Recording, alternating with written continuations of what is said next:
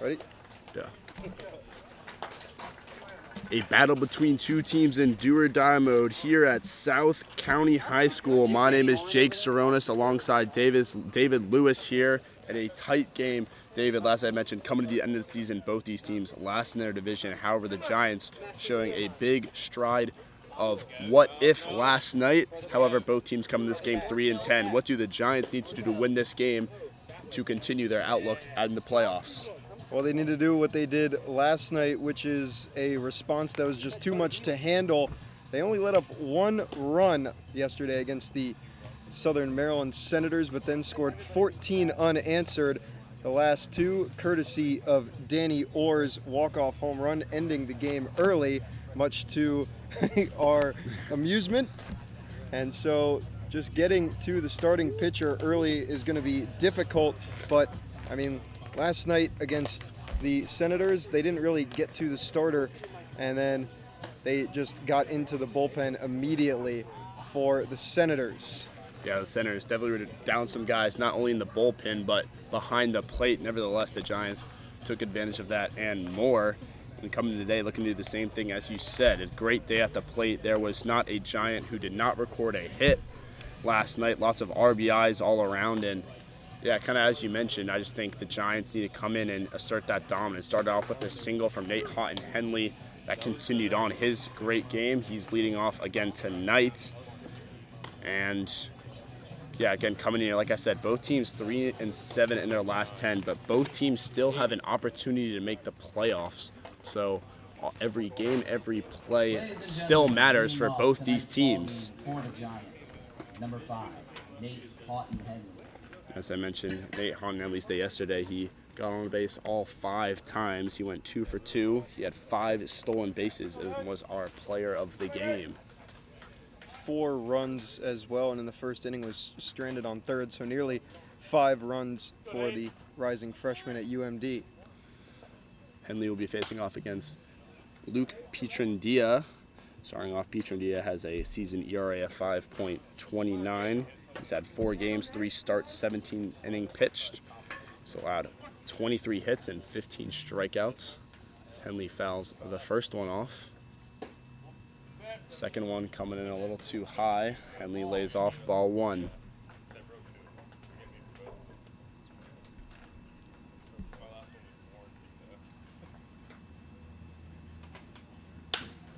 This one grounded the shortstop. This is Kohlmeyer. Kohlmeyer throws it over to Magulik for the easy out number 1. That one off the bat at 90. However, Henley just got on top of that. A routine ground ball for Kohlmeyer.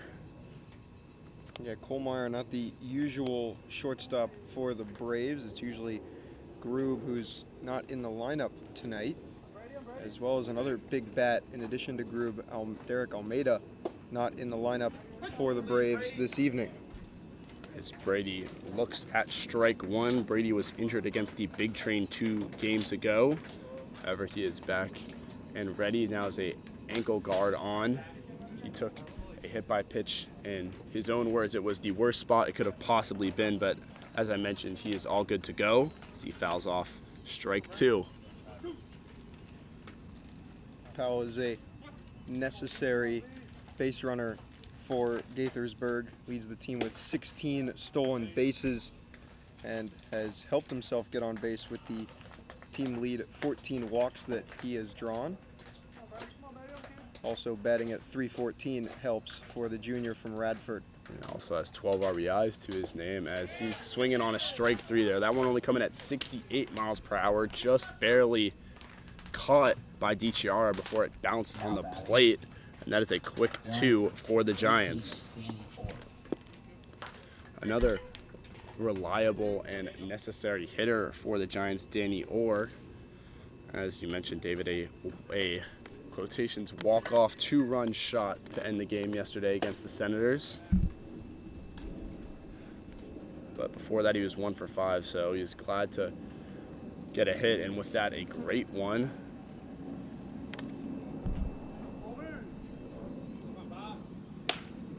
This one is shot into right field shallow. It's going to drop, and that is a easy base knock for Danny Orr. It didn't come off the bat all too fast, only 66 miles per hour, but finds the right spot in the outfield for the first hit of the game. That one was hit to the opposite field for Danny Orr, and after last night's game, I finally got to talk to him about the shift that the T-Bolts put on him a couple nights ago, and he said that was courtesy of Nolan Cutney, his UMBC teammate, who was at second base that night for the T-Bolts. As Holub looks at ball one, and we talked about the UMBC streamline we have seen from the Giants this season. Aiden Gonzalez and Danny Orr being the two shining stars of the few, but there's many more, and not just on the Giants, as you said there, in the Cal Ripken League alone. As Holub sees ball number 2.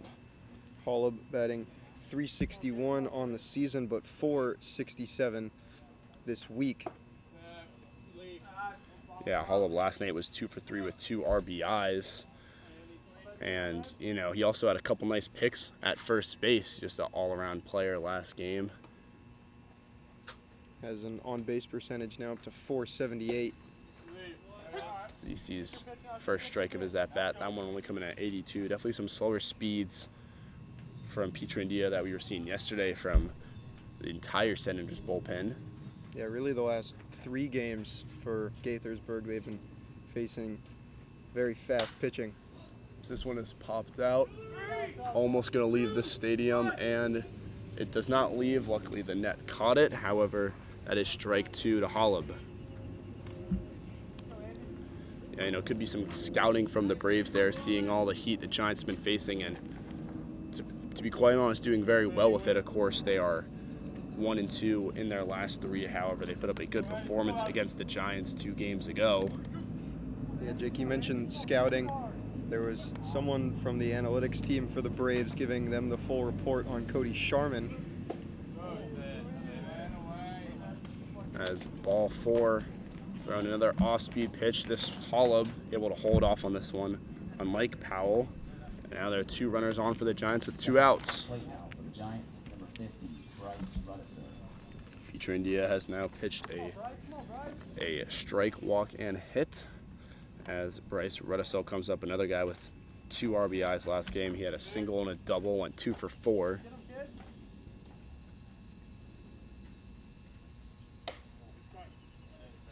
That one's inside for ball 1. Rudisil been seeing the ball a lot better recently. One of many bats to start heating up for Gaithersburg. Rudisil, a guy we've seen in the lineup a lot, but as you mentioned of recently, has been making more of an impact at the plate. As that fastball also inside for ball 2. Petrandia had early success in the first 2 batters, has struggled since.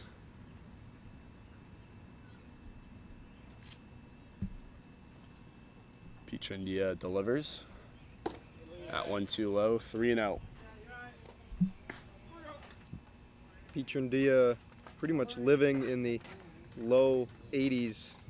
Been seeing a lot of 82, that one 83, missing low. As we mentioned, the Giants have been facing a lot of 90 to 94 in the last 3 days. And just as Holub, Rudisil watches strike 1. As you were just mentioning there, that one's 82, almost down the pipe.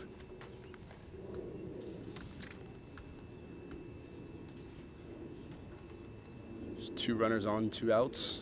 3-1 count. This one is shot down the right field line. It is a home run. Sorry, I thought the ball was foul, and that is a 3-run shot for Bryce Rudisil. Wow.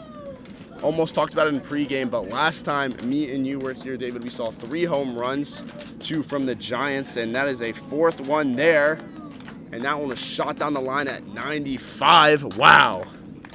Yeah, I didn't have the time to mention that this is a hitter's ballpark. That one going 368 for Bryce Rudisil's first home run of the summer, and an early lead for Gaithersburg. And we talked about the bat heating up for Bryce Rudisil, and shows it right there, giving the Giants a great lead. Man, it is just so unfortunate. That is the one spot at this ballpark we don't have a very good view of it. More mad at myself wasting a home run call there. Nevertheless, the Giants have an early 3-run lead, and that is a big one there. I almost talked about how the Giants have also struggled with leaving runners in scoring position right there. Had a guy at second base, so you bring in him along with the runner on first and Rudisell as well as Cade Hens steps up. 1-1. So another short pop fly into right center. However, that one is called off by Mick Hatton and caught. So after a 3-run shot, Petrie and DA able to retire the side, not before giving up a 3-run lead. And the Giants, for the third game in a row, the second game in a row, they have gained an early lead. We will see if they're able to keep it once we come back from the break on the Giants Broadcast Network. That was all right.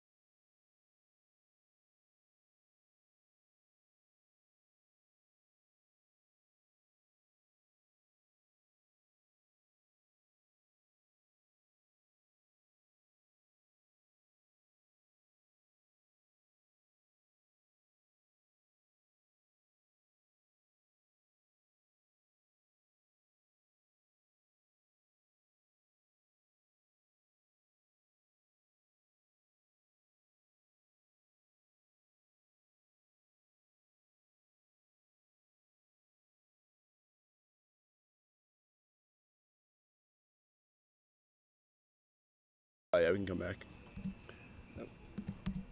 Welcome back to the Giants broadcast as we enter the bottom of the first inning after the Giants picked up a quick 3-1 lead with a Bryce Rudisell 3-run shot.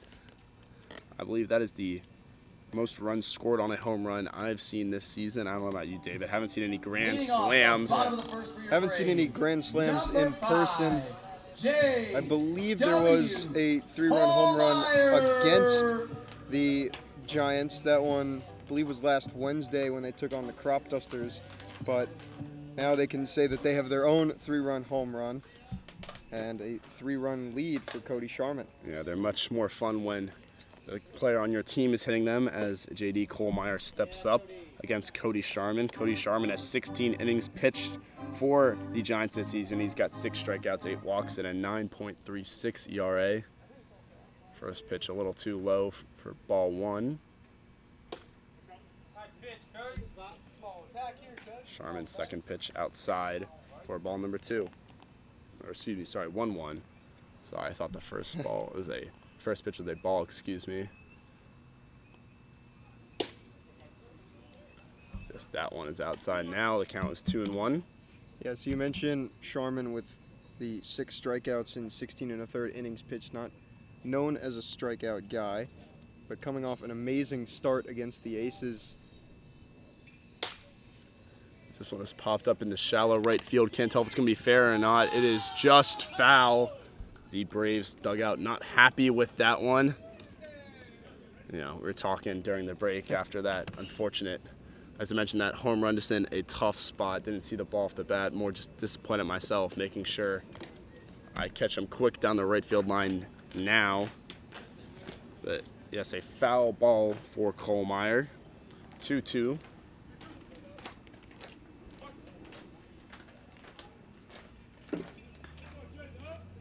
Sharman's first chance for a punch out there. That one outside again, full count. Sharman, in his last outing against the Aces, 5 innings pitched, 1 run that was earned, giving up 5 hits and 3 walks, but just the 1 strikeout across the 20 batters he faced. Still a really nice start for him. That was right there. Strike 3. First batter, first punch out of the game brings his strikeout total up to 7. That one was outside as well, not as far as the first 3 though. Sends Kohlmeyer back to the dugout. Number 1, Franklin Gomez Jr. As Franklin Gomez Jr. steps up, a name we talked about before the broadcast started, the main man for the Braves. This one is fouled out of play. Yeah, you mentioned the main man. So when Colin and I were here last, about a week and a half ago, Gomez had a home run then. Still stands as his only home run, but he's done a lot more for this Braves offense. This one is also fouled out into the parking lot. Strike 2. And yeah, just some of the stats. Gomez is .347 on the season, leads his team with 17 RBIs and 25 hit by pitches. I thought that was it. He doesn't lead the team. Sorry, that's why I wrote that stat down. He's got 25, and he's not even first on his team. Sam Grube, a name you mentioned earlier, has 26. Yeah, a lot of walks drawn between those two. But he also, Gomez, has 20 strikeouts. So he does lead his team in RBIs, runs, and hits, and has an OPS above 1, but still is swing and miss prone. And after 2 foul balls, Gomez keeps the bat on his shoulder and sees 2 balls. So 2-2, 1 out, no runners on. Giants 3, Braves zip. That pitch is way low. Seemed to get away from Sharman. That one came out at 69 miles per hour, bounced before the plate. Of course, you can afford those with no runners on, but the count is full.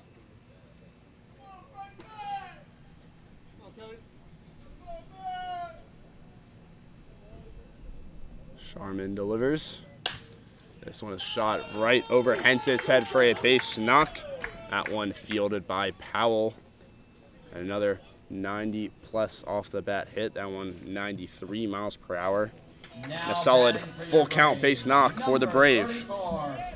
Solid full count base knock, as you said, Jake. Kind of a little bit of an understatement. I mean, if that was put, half a foot lower, that might go into the glove of Cade Hentz for out number 2, but nicely off the barrel of Gomez. That's some nice off speed from Sharman. Has Tony DiChiara swinging for strike 1. That one was in the dirt. Tony DiChiara, the catcher for the Braves the last time I was here, all the way back in early June.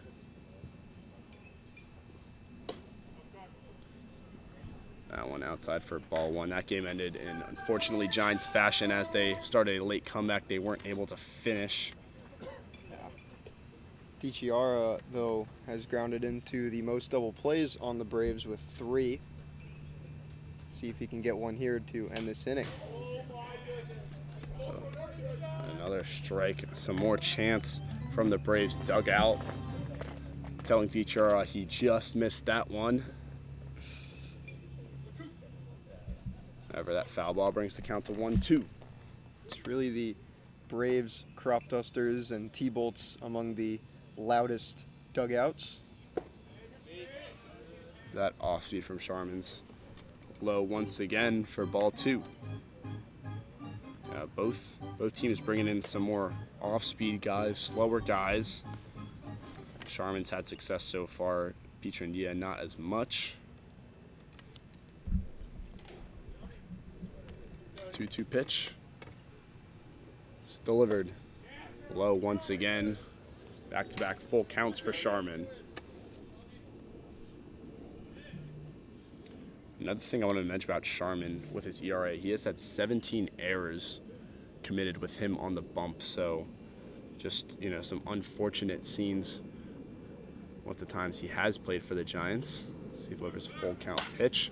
This one is shot into shallow left center field. Gomez Jr. took off early, now rounding for third, and he is up there standing. And another full count single for the Braves. As you mentioned, another full count single. This one going to the opposite field, however, so not pulled by DiChiara, but either way, another batter that may have gotten away from Sharman. He even had Gomez down 0-2, who now stands on third, so still looking for a unproductive out to keep the Braves offense at bay, trying to respond to that Rudisill 3-run home run. Yeah, both those at-bats, he had 2 strikes before. He had 2 balls. This one is grounded right to Danny Orr. Danny Orr flips to second base, hence throws it down to Rudisill, and that is a double play. Yes, sorry, a late movement from the umpire. Thought he was going to do the unspeakable there. Ends the inning. You mentioned the double plays when DTR was up. This time, Charlie Magulik hits into the double play, and the Giants get out clean. They maintain their 3-run lead, and they go back to the dugout looking to extend it. We will see if they are able to once we return on the Giants Broadcast Network.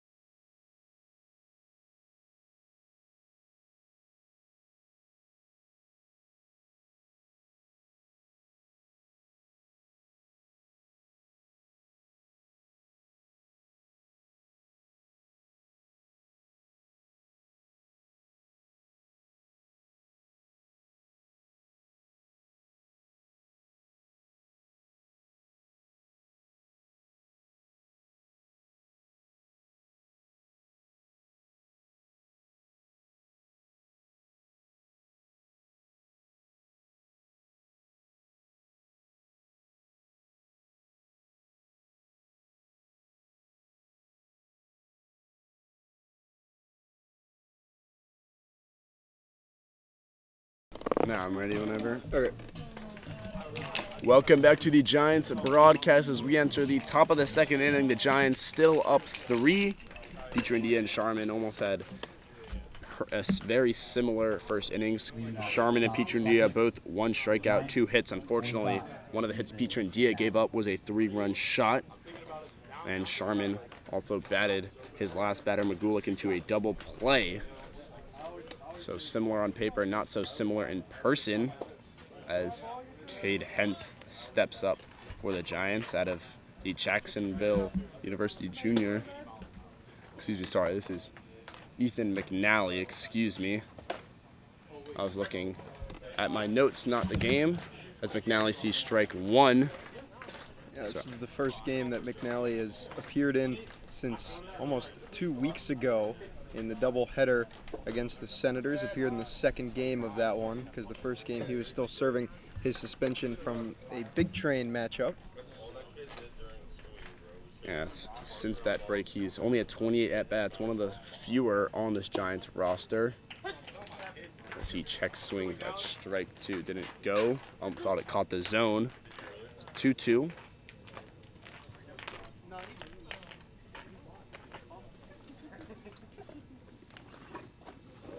That one in the dirt. That one's 67, the slowest we've seen today. And also going back to that double play by Charlie Magulik, didn't even get a chance to mention it, but critically Magulik with the highest slugging on the Braves, grounding into that double play with a runner on third. Really nice job from the Giants defense. Yes, McNally gets the full count walk. Yeah, that's a big situation for Sharman. It's a nice ground ball there. And during the break, we talked about that was one of the missing pieces for the Giants, that the complete double play had multiple opportunities, multiple times where they got the first out or no outs, but a double play was never achieved in that Big Train game, as now Ryan Maxey steps up. Maxey looks at strike 1 on the season. Maxey's batting 163. A sophomore out of St. John's River State College. Maxey has been getting on base a lot more, however, has 5 walks in the last 7 days, and that's just 4 games played, so still finding ways to get on base. As a blooper into left field drops and a easy single for the catcher. Excuse me, Ryan Maxey, the third baseman, just as you mentioned, getting on base more. It's a nice hit there on that second pitch he took, kind of slapped himself on the thigh, not happy with himself there. Ends the at-bat well for himself as the Giants now have 2 runners on with no outs. Yeah, these guys are all looking for barrels. However, now 2 of the 3 Gaithersburg hits have been opposite field knocks that have obviously not clipped the barrel, just kind of fell in there, that blooper there from Maxey in the left. As Brady Reese shows bunt, something we saw a lot at the start of the season, something I was going to mention, honestly, because Brady Reese Weiss, the Yale sophomore, batting .215, he's got 4 doubles. However, the first, I believe, 4 games we saw him, every at-bat, he was showing bunt first pitch. Does the same there. His just falls foul.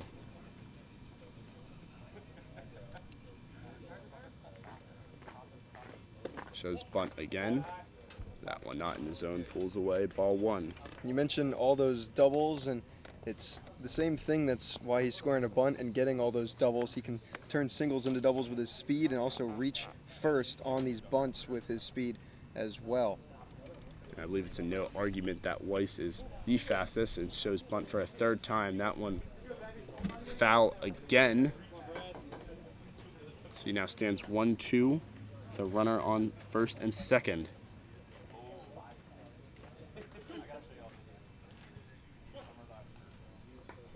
India looking for his 2nd strikeout of the game.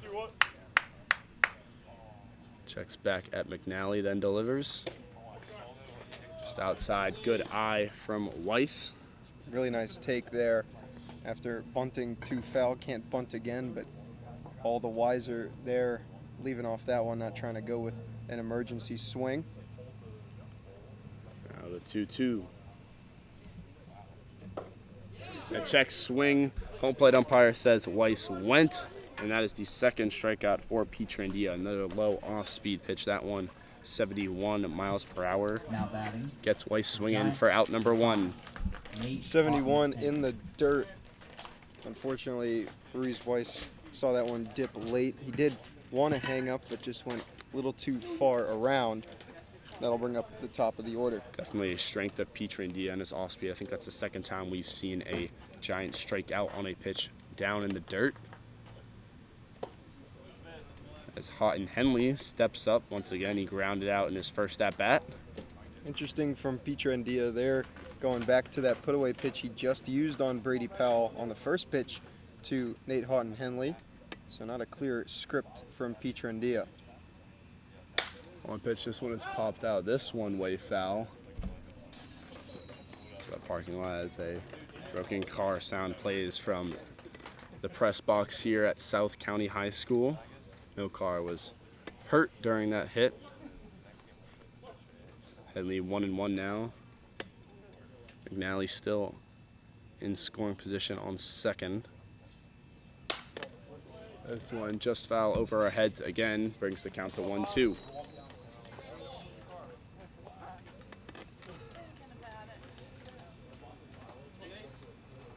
As I mentioned, Pietrandia, not the worst first inning we've seen, just a nice timed bomb from Rudisell. He finds himself in position for his 3rd strikeout of the game. That one far too high. You mentioned the start of that bat. He went back to that punch-out pitch. The punch-out pitch this time, an 84-mile-per-hour fastball, one of the faster pitches he's thrown today. Yeah, fastball missed up high. Seeing if he goes back to that 71 low. This time he does there. This one is hit right over 2nd baseman Doherty. McNally's rounding home, and he is safe. No throw. Ryan Maxey makes it all the way to 3rd. Henley stays on 1st, and the Giants extend their lead to 4. Next, the Giants. Yet again, another opposite field base knock for Gaithersburg. This one going into right center. So just another slap-happy day here for the Giants offense to start things off. Still keeping runners moving. And Pichondia tried to go back to that off speed. That one hung over the plate more, and able to poke it is Nate Houghton Henley for an RBI single. Yeah, another 2-strike hit as well. As the Giants have been playing great situational baseball recently, as this one is lined right into right field. As Cade Hens takes off for home, throw is not there. Henley stays on first base, and Powell stays hitless. However, gains an RBI as the Giants have a 5-run lead. That one was off the bat at 93. Just did not get under it nearly enough. Mikael Hatton barely moved to catch that ball, but he was far too deep. But we've been seeing that a lot more from the Giants offense, sacrifice flies for RBIs, and it's been working, and that's been something that's changed this team. As Henley gets another stolen base, DTR wasn't able to hold on to it, doesn't get a throw down. The Giants once again have a runner in scoring position. They've had runners in scoring position for the majority of their at-bats this game. Just more of that situational play that you just touched on as well. This is now Danny Orr at bat. Orr rips this one down the third base line, and a great catch from Goldhill. Diving play ends the inning. Henley for sure would have been scoring on that, but the Giants' lead remains 5. Still a successful inning for them, as well as the Braves go back into the dugout with more work to do than the first. We'll see if they're able to respond to the Giants' 5 runs once we come back on the Giants Broadcast Network.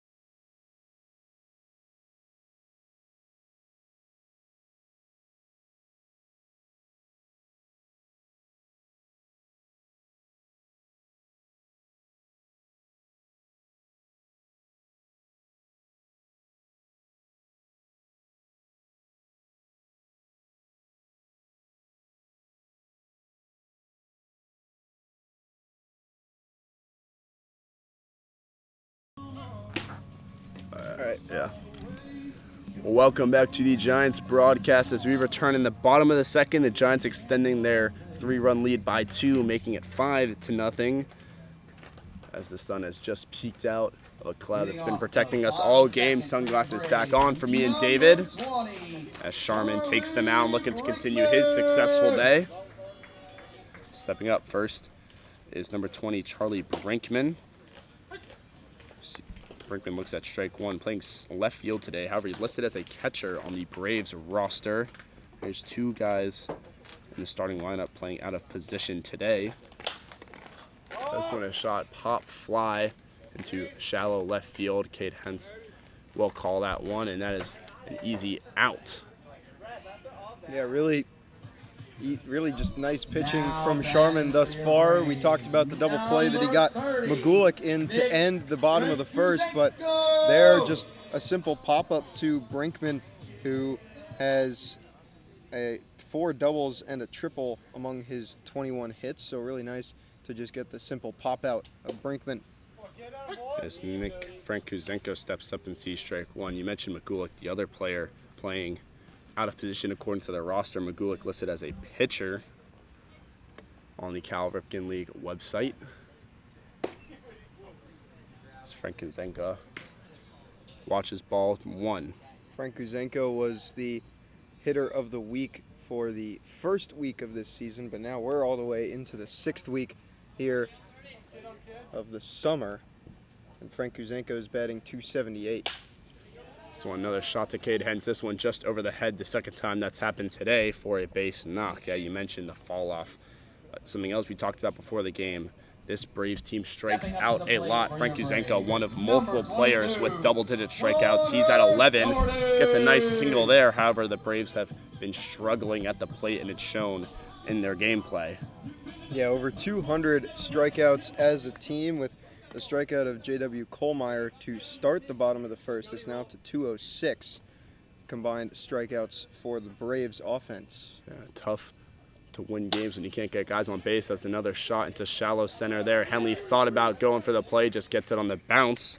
And that was Connor Doherty, who gives the Braves back-to-back singles. Yeah, we're hearing a lot of loud claps off the bat, but they're really not going very far. That one was only 75 off the bat and just kind of, again, lofted into straightaway center. So other than Rudisil's home run, the balls tonight here at South County not flying. Yeah, either both teams adjusting to the speed differences that we've seen mostly in this league, mostly low 80s to high 90s. Today we're at mid 80s to low 70s. As McNally comes up, have a chat with Sharman. Yeah, back-to-back singles.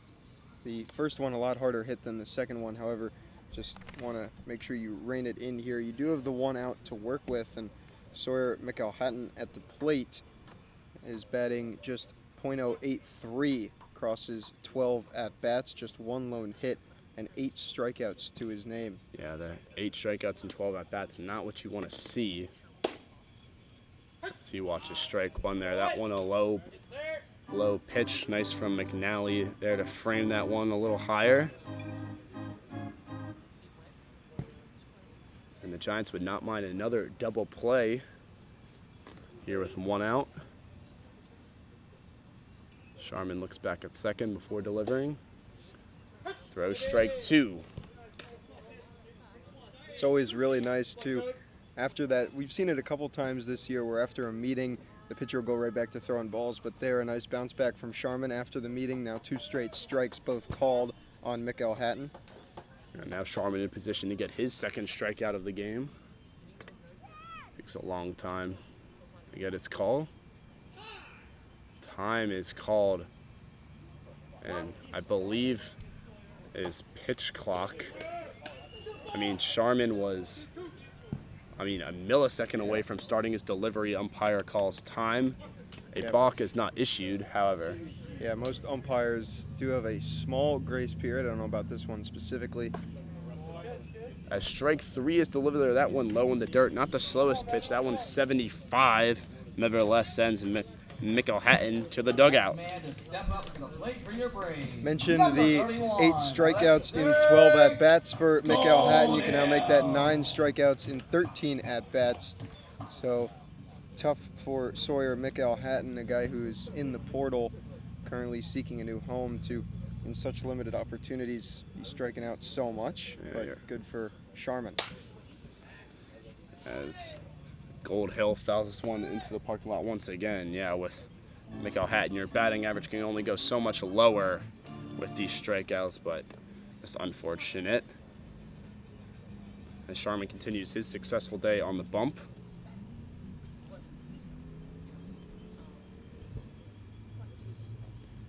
Sharman delivers this one, is shot right to Rudisil, fields it cleanly, and another flawless inning from the Giants. Braves get runners in scoring position, however not able to convert them. The Giants maintain their 5-run lead, and this game is going swimmingly, kind of what we saw yesterday. David, what's going well for the Giants, and what do they have to do to continue the success? I mean, it's really just nice defensive play. That's now 3 base runners stranded after that ground out of Alexei Goldhill, and also the offense has just been there from the get-go. And I didn't mention this last inning, but Ethan McNally, crucially the leadoff guy in the top of the second, getting that leadoff walk and then coming around to score, is just the things going right for Giants in recent days, things like that. And we hope that continues in this game. Yes, we'll see if they're able to continue to keep the bats hot as we enter the top of the third on the Giants Broadcast Network.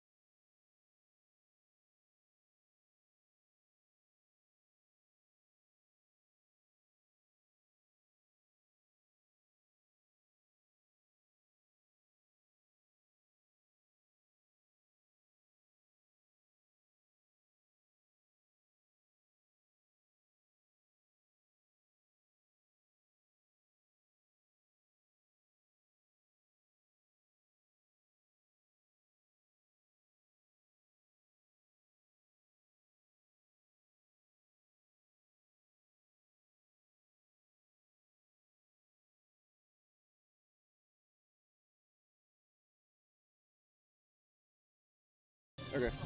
Yeah. All right. Welcome back to the Giants Broadcast Network. A new face for the Braves pitcher, number 46, Ben Smallwood Jr. out of Marymount, takes the bump. Luke Petrie ends his day with 2 strikeouts, a walk, and 4 hits allowed. Alongside that, 5 earned runs. Smallwood has actually started 3 games for the Braves. He's making his 5th overall appearance now in this game. 8 1/3 innings pitched, 19 hits given up, and 13 runs, 10 of them earned, and 4 walks to 6 strikeouts. He's also given up 4 doubles as well as a triple and 2 home runs. So he's facing the man of the hour so far, Andrew Holub. He has been one of the hottest bats on the Giants roster as he watches strike 1. Sees strike 2 as well. He has entered the designated hitting position as, unfortunately, Colin Hughes has left the Giants for the summer, an unfortunate departure that the Giants had to fill quickly. And as a quick at-bat, a strike 3 swinging a leisurely 1 as well. Doesn't seem like Hollow was ready to swing at it, but had to with 2 strikes for out number 1. Up next. Yeah, really quick work from Smallwood on the mound, the junior from Marymount. I didn't even get to the fact that the batting average allowed for Smallwood is at .452 as he starts this appearance. But a nice strikeout to start off his 5th outing. So the big man today, Rudisell, steps up. He watches ball 1. He's responsible for 3 of the 5 runs the Giants currently have. Quickly, a 1-1 count again. You mentioned Rudisell, the only guy to really get a hang of a ball, speed and distance-wise. So that one bounces before the plate for ball 2. Sun is glaring more and more as we continue this game. Yeah, Jake, also the funny thing is forget who asked about the exit velo of the home run, but when we said 95, I think it was Andrew Holub said only 95.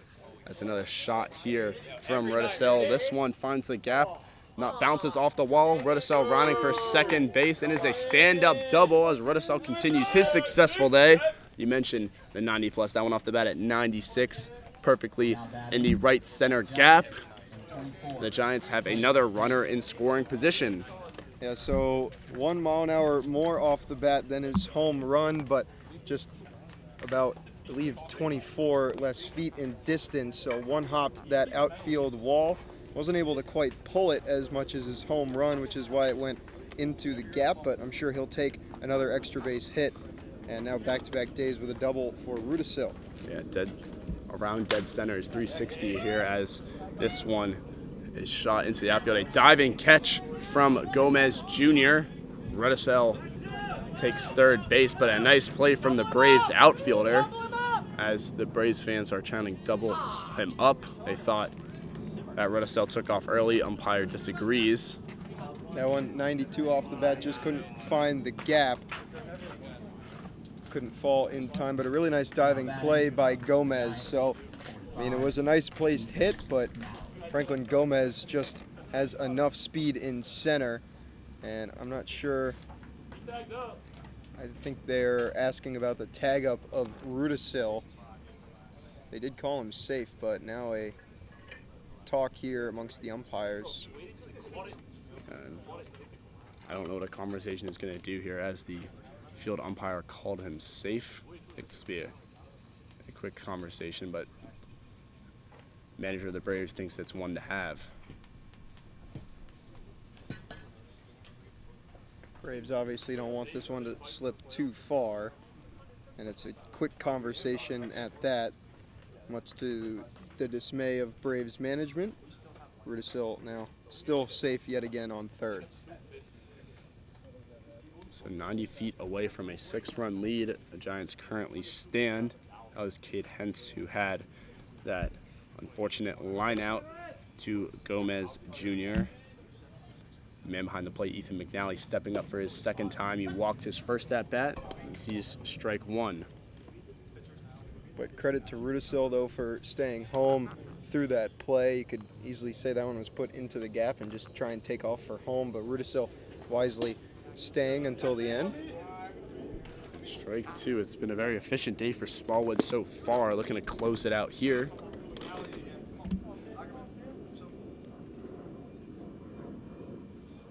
Oh, 2 outs, runner on third. This one shot into center field. Excuse me, right center, and Gomez didn't have to dive for this one. Still makes the grab. The Braves able to keep the Giants lead to 5 with an impressive outing for Smallwood. The Braves going back in the dugout once again, down 5, this time looking to drop that lead. We'll see if they're able to once we come back on the Giants Broadcast Network.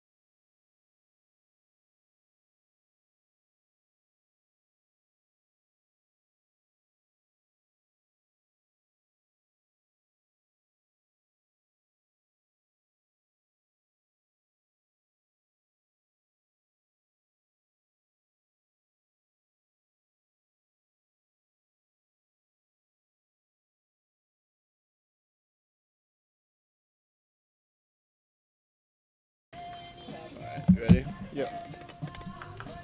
Welcome back as we enter the bottom of the third inning. Giants still up 5-0. Sharman still on the mound for the Giants after the Braves entered their bullpen early.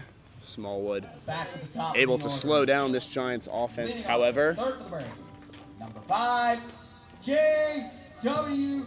Holmeyer. As the leadoff man for the Braves, Holmeyer steps up. He started this game with a strikeout looking to Sharman.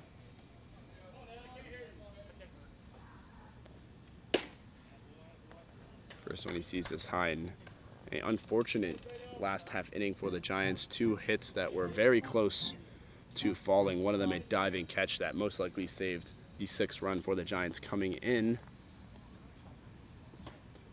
There's another pitch we've seen bounce before the plate. Holmeyer has to hop over that one. 2-0. Yeah, Jake, it's really tough to have 2 pretty nicely placed lineouts, essentially, but just right to the MVP for the Braves, Franklin Gomez in center. This one is shot in the gap. It's Ryan Maxey dove trying to make the play, wasn't able to catch it. Powell throws that one in, and another simple base knock on the day. This one off the bat at 83, not a lousy hit at that. Holmeyer, it was really interesting to me when looking at this roster coming into this evening, batting 189, and then obviously the strikeout to start the bottom of the first, dropping that, but that's just his 8th hit in his 39th at bat. It's not hard to come by in the Cal Ripken League, as guys like Franklin Gomez Jr. might seem to make it look easy. Gomez had a base knock in his first at bat, looks at strike 1. As you mentioned, Gomez broke the hearts of the Giants last inning, looking to do the same here. And most importantly, after that single by Gomez, stranded on third, courtesy of a double play his teammate Charlie McGulick grounded into. Sharman delivers his second pitch of the at-bat. Gomez watches strike 2. He shakes his head in agreement after that. Just was a little late in getting set. Quickly down 0-2. Yeah, really nice off-speed pitch there from Sharman, and Sharman had Gomez down 0-2 last time, and then Gomez worked it to a full count. So we'll see what Sharman does here. 0-2 pitch, some off-speed there. That one came off the bat at 66. Gomez was very late on it, was just trying to stay alive and does so. emergency hack there from Gomez, as you said, Jake. So count remains 0-2, so not working back to a full count yet is Gomez. Another 0-2 pitch. This one too high. McNally does a good job of snagging that. As Kohlmeyer remains on first base, count stands 1-2.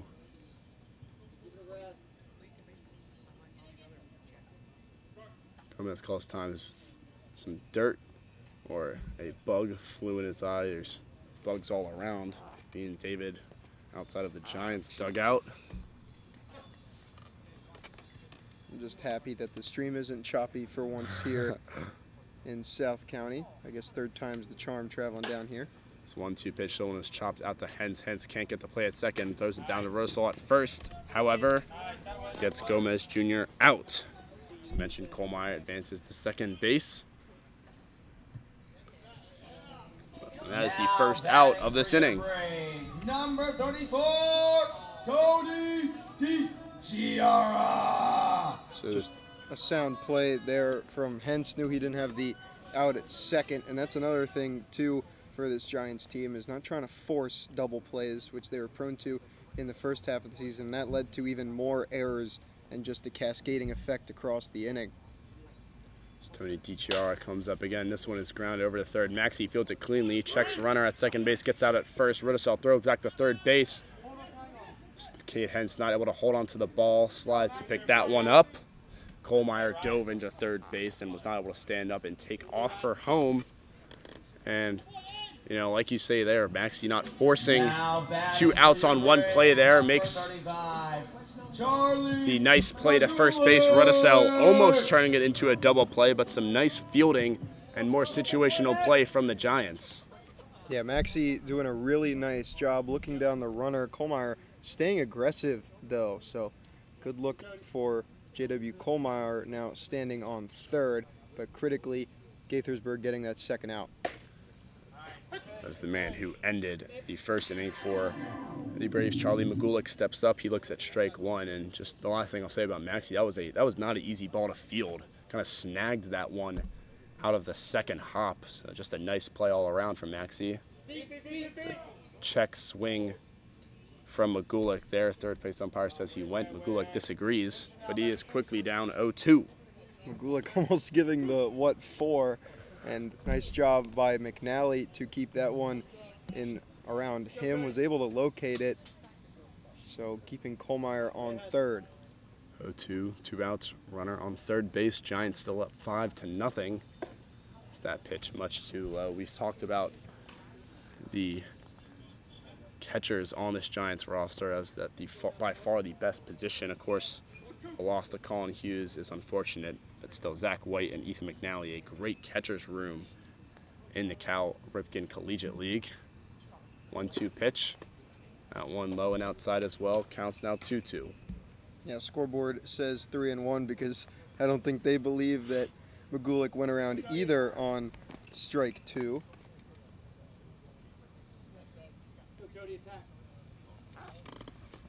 The chance for the third strikeout in Sharman's outing. This one is fouled right towards us here on the first baseline. Count remains 2-2. Marino faked out David there. I mean, I The would ball. have taken a souvenir there. Go right to me. 2-2, 2 outs. Sharman delivers. And a nice look from Magulik. Umpire says inside. Another full count this game. So whoever's manning the scoreboard up there for the Braves might think that that would have been ball 4. They do keep the full count up. Full count pitch. Another foul ball from Magulik. It's a nice pitch from Sharman. High and outside to lefty Magulik. Another full count pitch. Sharman has not yet recorded a walk this game, looking to avoid his first one here. This one is chopped right to Danny Orr. Simple play, and Sharman keeps the Braves scoreless, keeps himself out of the walk category, and keeps the Giants lead at 5. A great inning of situational baseball for the Giants, a term I've not been able to stop saying as the infield has worked very well. And the Giants looking to get Smallwood out of his groove, entering the bottom of the third. The top of the fourth. We are not home. Nevertheless, the Giants looking to extend on their 5-run lead once we return on the Giants Broadcast Network.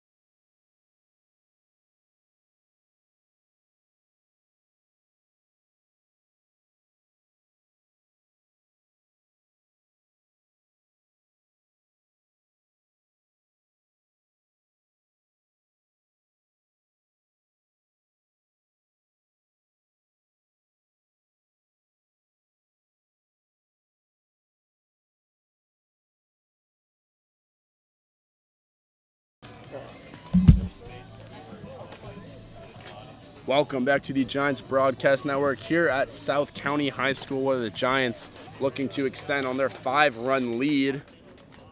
Giants have been playing great baseball for the last game and a half in the field and at the plate as well, as number 13, Ryan Maxey, steps up next. He made a great play for out number 2 last inning. Got a base knock in his first at-bat, looking to add to his statistics here. Smallwood came into the game last inning, and he had a strikeout and 1 hit, no runs allowed. Starts off well here with strike 1.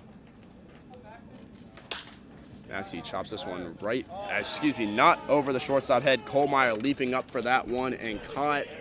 Some Odell action here at South County High School as Ryan Maxey gets a hit stolen from him. Yeah, once again, another opposite field slap. That one just hanging low enough for Kohlmeyer. A nice shot on Kohlmeyer to wait on that ball, jump up at the right time as Weiss lines this one up the middle. Weiss struck out in his last at-bat. That one hit second base, so caused Gomez Jr. to run in far for that. Weiss wasn't thinking about second. However, solid piece of hitting. Didn't squirt a bunt there at all, swinging away on the first pitch. And maybe that'll change the sort of routine for Brady Ruiz-Weiss. Once again, his best asset is his speed. He's got 2 of the fastest guys back-to-back, Weiss and Henley. Henley grounds this one to Kohlmeyer. Kohlmeyer flips it over to second base, and the throw is far and wide from Doherty. Looks like Henley was going to beat it regardless, but that one just slipped out a little early from Doherty. So interestingly enough, because of how far the foul netting extends down the line here at South County High School, that one staying in the park, keeping Henley at first base as it went right into the netting because of how high it was airmailed. Yeah, airmail is right. I believe that was Doherty that airmailed that one. It's Brady Powell sees strike 1. Powell had a sac fly in his last at-bat, still looking for his first hit as he struck out in his first at-bat. As I mentioned, Powell with some extra armor around his right ankle, left ankle, as this one is shot into center field. Gomez looking at it again, diving, not able to make the catch. Henley rounding second base, rounding home as well. Powell standing on second base, Henley walking in cleanly, and the Giants' run extends to 6. Gomez not able to get under it that time, was feeling himself a little bit, now walking back to center field with a hanging head. there's only so many times you can count on your center fielder to make a remarkable catch, and there, that one just placed a little too far for Gomez as he lays out fully. It bounces over his glove and gives Gaithersburg their 6th run of the ball game. Gomez got to that one as quick as he could, just was not able to get there in time as the Giants extend their lead. And the nickname given by David, the Gloveless Wonder. Danny Orr grounds this one to third base. A nice scoop from Goldhill gets the out at third base, and a quick end to this inning, not before the Giants are able to add one more run to the scoreboard. So a good inning from the Giants. Not a long one, though. They'll go back into the field looking to extend their 6-run lead now as the Braves looking for any life on offense. We'll see if they're able to spark something here on the Giants Broadcast Network.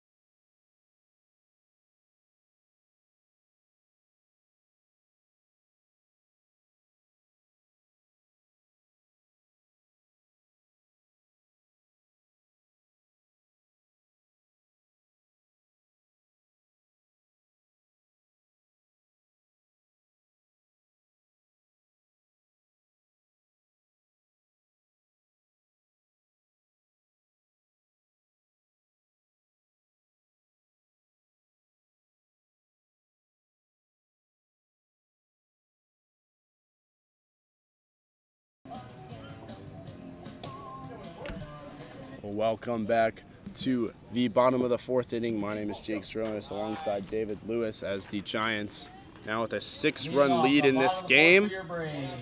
It was not even a 10-minute inning. However, every ball was put in play. The Giants added a run, and Smallwood continues his pretty successful day, even with letting in that one hit. As the Braves looking for any sort of life. This one has popped up. Henley is right under it for out number 1. That was number 20, Charlie Brinkman, up. It's 2 pop-outs for him today. So continuing this fast fashion of the 4th inning, 1 pitch, 1 out. Sharman's going to take that any day of the week. Yeah, and I'm not sure if the mic could pick it up, but a lot of communication from the Giants outfield helping Nate Houghton-Henley a little bit with his reads, making sure that he gets back on that one. He's been really honest to us about some of his reads, but that one there, just nice routine play for the center fielder. Yeah, it's also a bright sky. Easy for this white ball to get lost in it, but Henley able to keep it in his glove here as that one is fouled out by Nick Frankenzenko. Zenko has a single today. As you mentioned earlier, he's batting .278, probably a little higher than that after his hit. But was one of the better hitters on this Braves roster to start the season. This one is grounded the other direction.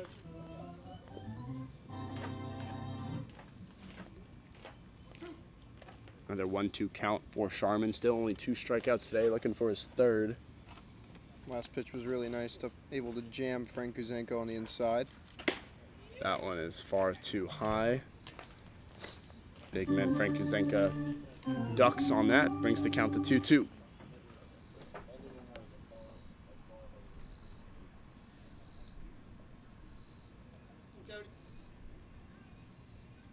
Sharman, 2-2. Too high once again, full count. Sharman's been performing well. A couple of full counts, though, allowing that pitch count to raise, an issue we talked about earlier this game with Zach White. Nevertheless, just the inefficiency of Giants pitchers, no one able to go a full game. Of course, that's not the expectation.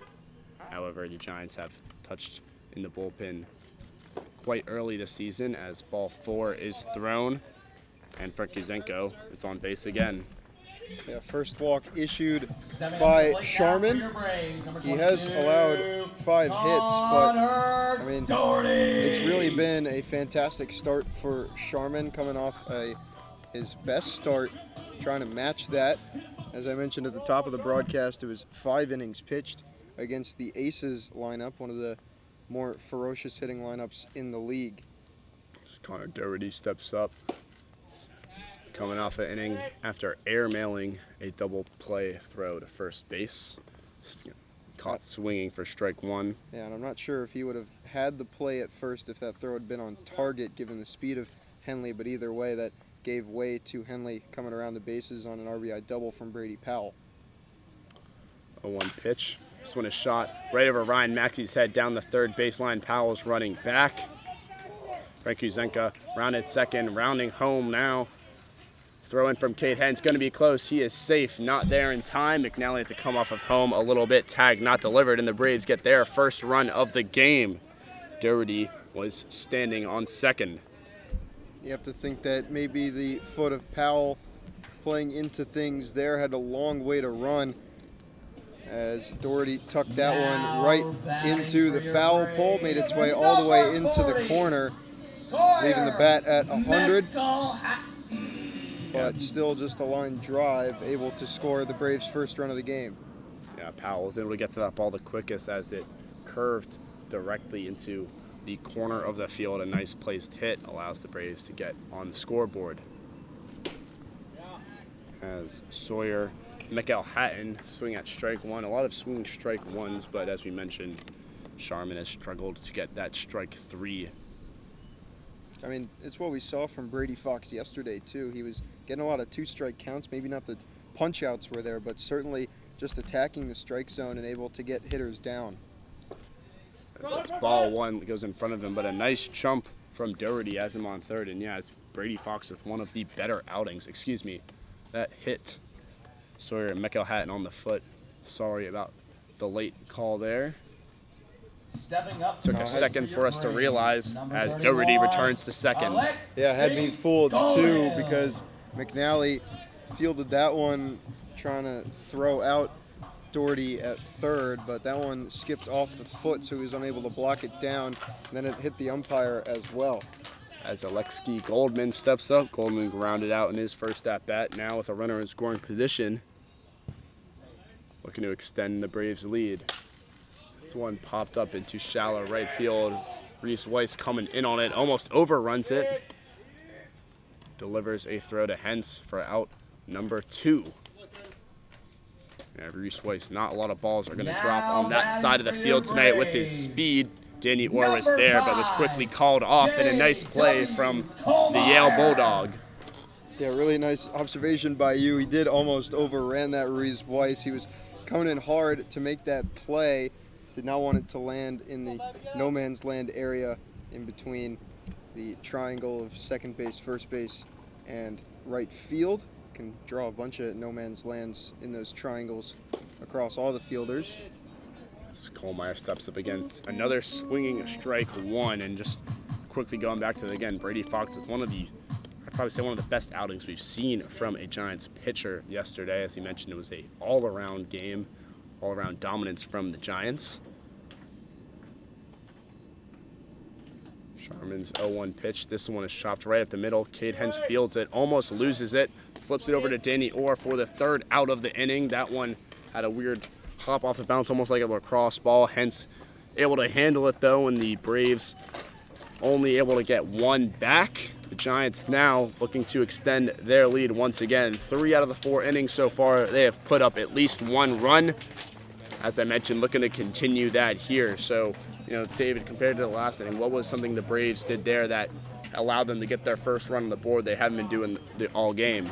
Well, they were allotted a walk. That was the first time this game they were given one of those. They've been putting the ball in play, but then that double was placed perfectly, and the highest exit velo we've seen tonight, 100, and just put into the corner. Unfortunately for Gaithersburg, Brady Powell with a nagging injury on his foot, but nevertheless, only one run done in terms of damage. They still retain their 5-run lead that they've had for 3 innings. Yeah, so perfect situation hit for the Braves to get their first run. Still a long ways to go for the Braves. We will take a quick break to see if the Giants, before the Giants are able to extend their lead in the 5th inning on the Giants Broadcast Network.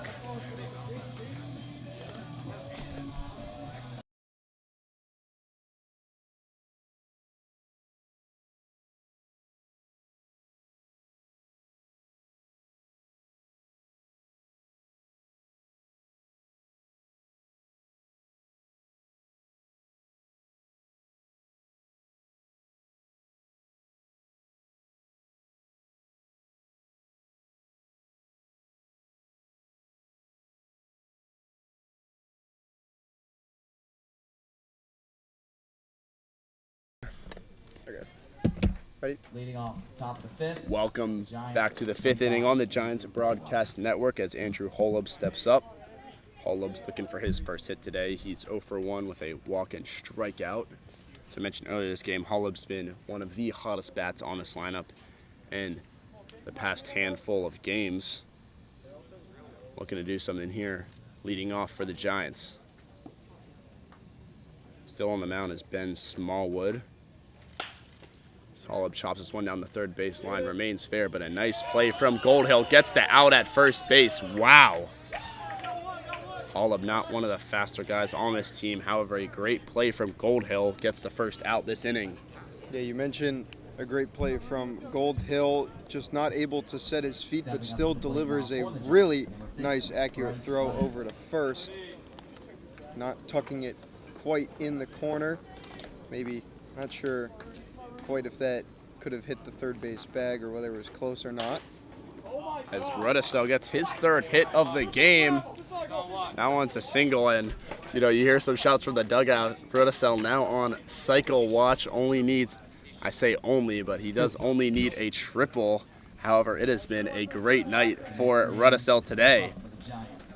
Yeah, you love to see that. Bryce Rudisell started the season off really strikeout prone, but as I mentioned, this last week for him has really been a turning point in the season. And as you mentioned, 3 for 3 tonight, a 3-run home run, a double, and now a single for Rudisell. He's got 5 hits and 5 RBIs in his last 2 games, and we're only here in the 5th inning. As Cade Hedden steps up, he's got a pair of pop outs and watches strike 1.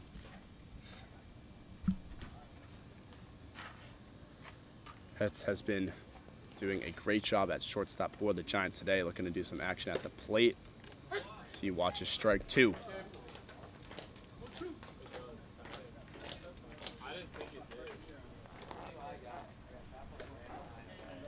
Sorry, I was going to say Hens started off 0 for 6 when he joined this Gaithersburg squad. As a nice play from Smallwood, fields the ball in there. However, a bad throw allows Rudisell to stay safe. Rudisell was sliding, trying to avoid a runner's interference. I mean, he was unfortunate situation from the Braves. There are a lot of ways they could have got one out on that play, not able to get any. That'll be a throwing error on Smallwood himself. Completely took Doherty away from the second base bag. As you mentioned, Rudisell sliding early to not get a runner's interference call. Colin Hughes getting a couple of those before his departure from Gaithersburg. As McNally watches ball 1, another Giant looking for his first hit. And once again, the Giants have a runner in scoring position with only 1 out.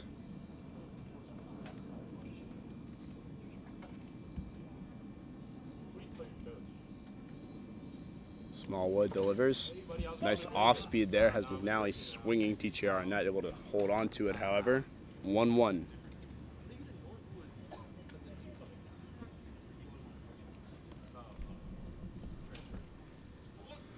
Smallwood started off his first inning well, has struggled a little bit since then. Still only 1 strikeout. Hasn't allowed a walk.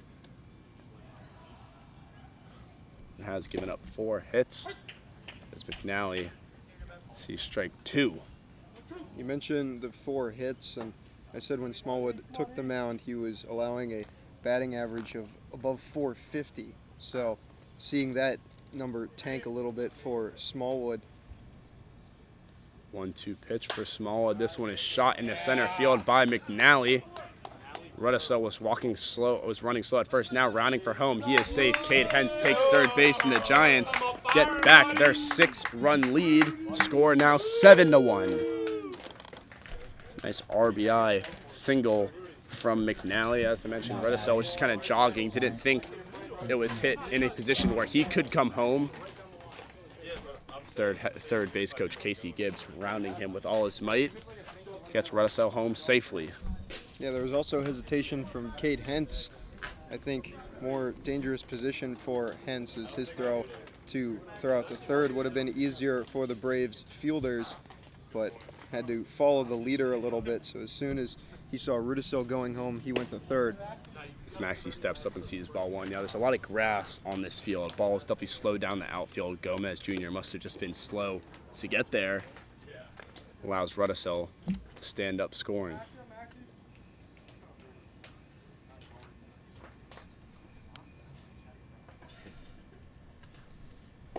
Maxie's second one, and yes, that one hit off his foot. Didn't miss that one there. You could hear it. You hear a big lookout from the Giants dugout, and the bases are loaded for the first time this game. Still only 1 out for the Giants.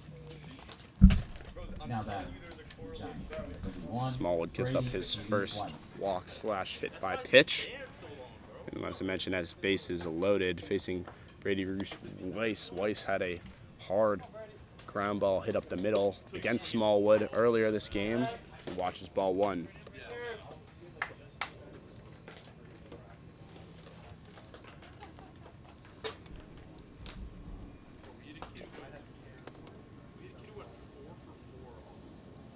Oh, and 1. Brady watches that one far too high, ball 2.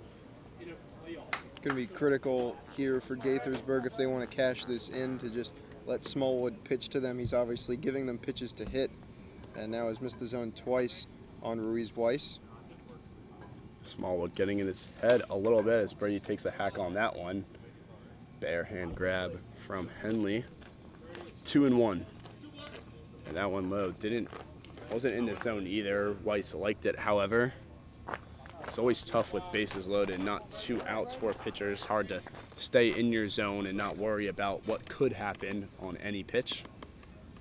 This one's delivered a shot right to the shortstop. This one bobbled by Kohlmeyer. Cade Hentz is going to score, and everyone advances 1 bag. 8-1, the Giants lead. Now that one, Ethan McNally was a little in front of Kohlmeyer there, almost set a screen. Almost could have assumed he just lost the ball there, just bounced off his glove, and everyone advances 1 base. We've kind of seen that screenplay a couple times, however. I think there McNally thought that could have been a line out, so stayed really close to second base as he held up. However, that one going off the glove and didn't go too far into left field, because had it, I think McNally may have had a chance of getting thrown out by Brinkman at third. Brinkman with a cannon behind home plate, as Casey Gibbs has told me, the normal catcher from Liberty, now in left field. As Henley stands 1-1. Henley already has an RBI single in this game. He's 1 for 3. His last at bat not ended. He had a fielder's choice.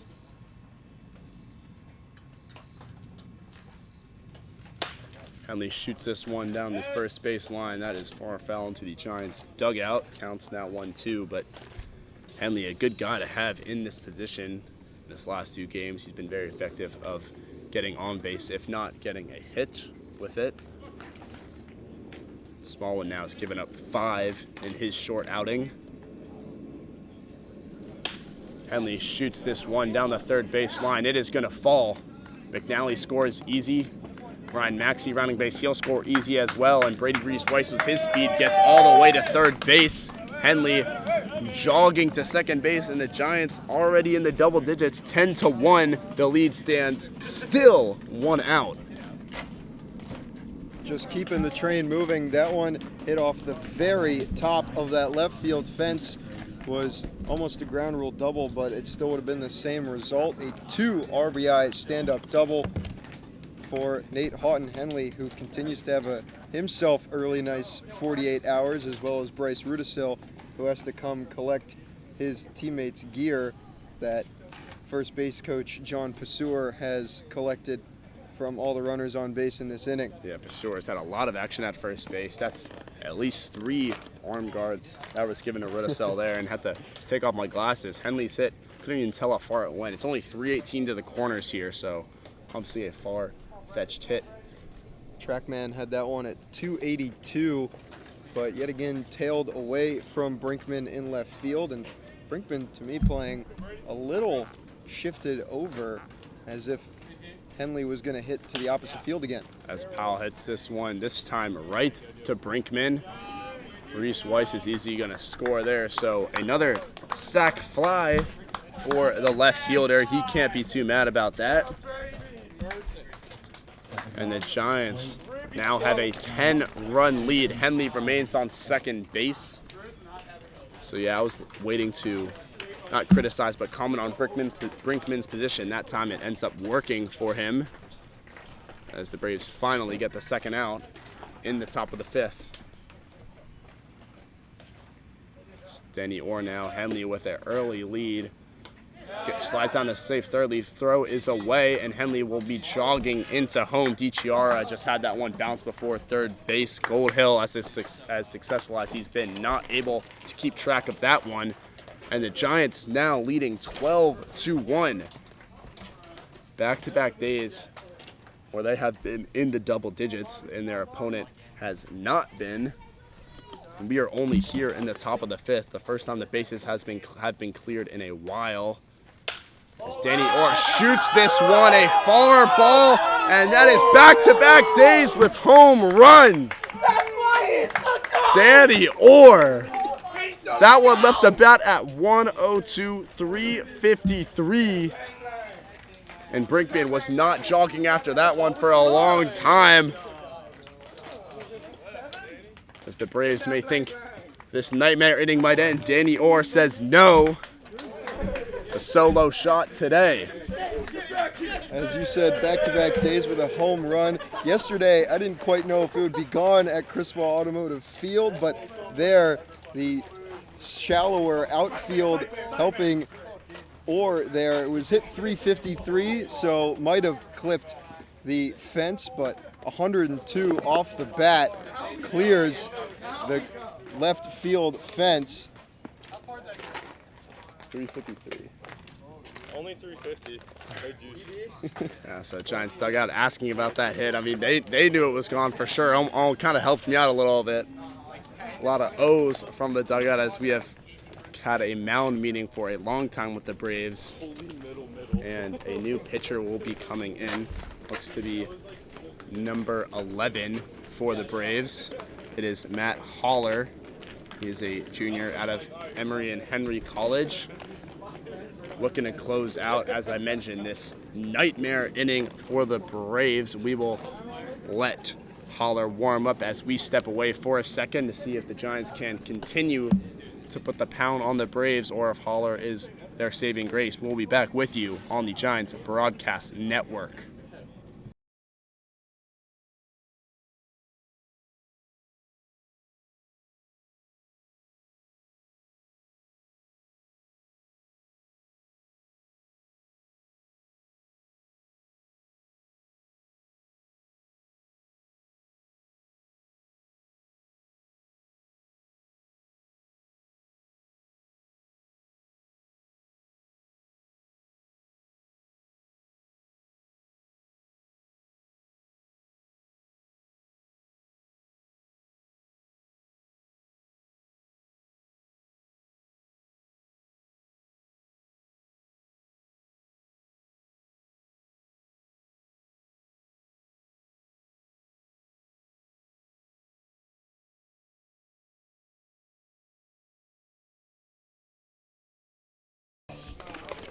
All right, You want to come back?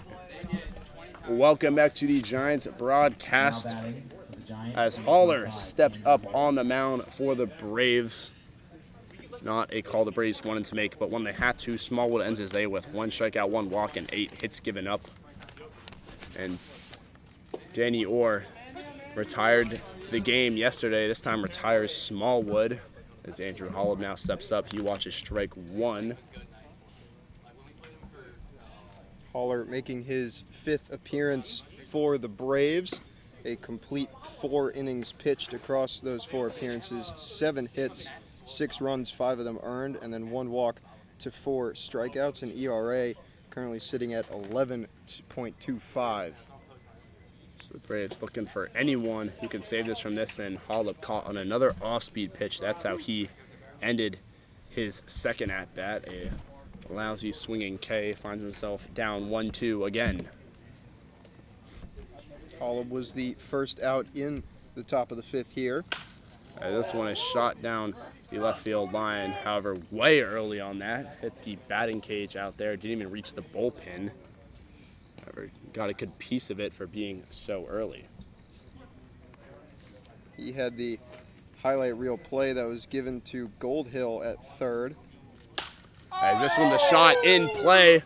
Brinkman's going back, and it is gone. That is out of here. Back-to-back home runs for the Giants. As a chant there, you hear for the Giants dugout, we are so good. What happened? 14-1 now. That one was 97 off the bat, 369. Surely Holub's got to be happy with that one. He's usually always upset at his exit velos in the Wooden Bat League here of the Cal Ripken, but now back-to-back home runs for Gaithersburg has equaled the score they had yesterday against the Senators. Yeah, I'm sure. I made eye contact with Holub. He'll be coming over here asking for the numbers on his home run as Rudisell steps up. He fouls off his first one behind the press box. And I didn't want to say it when we were up 6-0, but it may be another early game for the Giants as they continue their 2-day run. Back-to-back games with 14 scored. As Rudisell sees ball 1.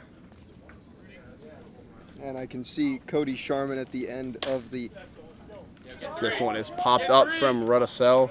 This one not leaving the stadium. This one caught by Michael Hatton. And the 8-run 5th inning finally comes to an end for the Giants. The Braves now with more work to do than ever. And I mean, I think that's the best single inning we have seen from the Giants so far. Yeah, 8 runs in 1 inning. And I was just going to say I could see Cody Sharman towards the end of the bench for Gaithersburg with a big smile on his face as he will come back out here with a ton of support. And we mentioned it yesterday, it was an early finish, and Cody Sharman trying to do that here. They still have a few more outs to get, however, to worry about that.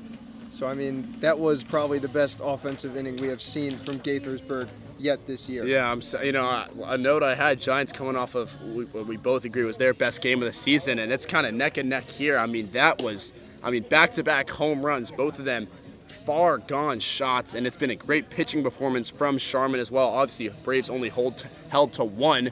We'll see if the Braves are able to come back from that devastating inning after this break on the Giants Broadcast Network.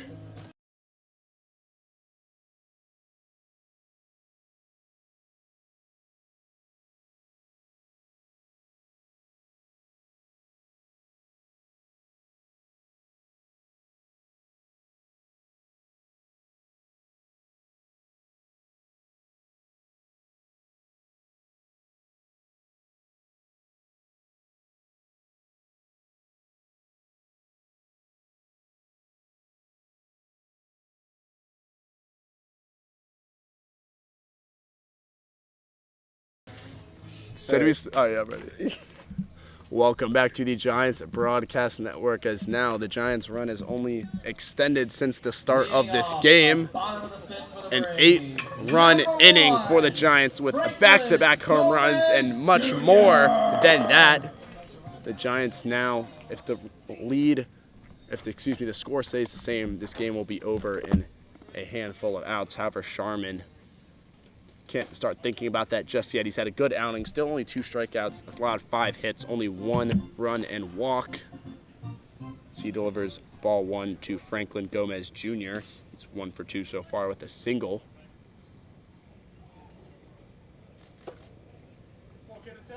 Second ball from Sharman there, and I mean, there was just so much to talk about in between this half inning, David. I mean, I'm just looking at the score sheet we have here for the Giants, and there's RBIs, hits, second bases, home runs everywhere.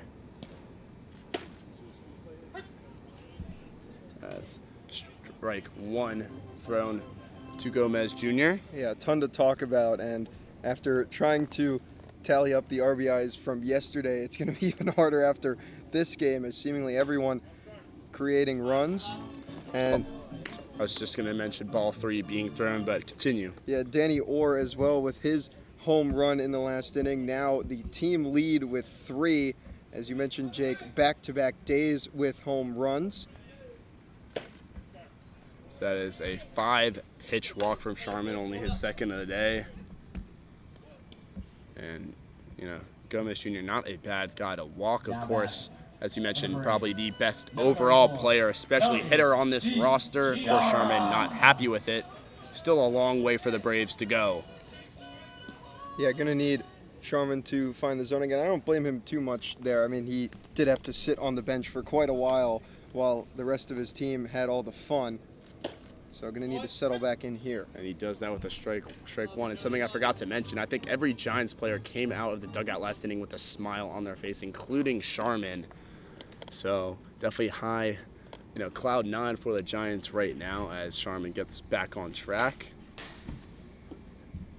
Now has DiChiara down 0-2.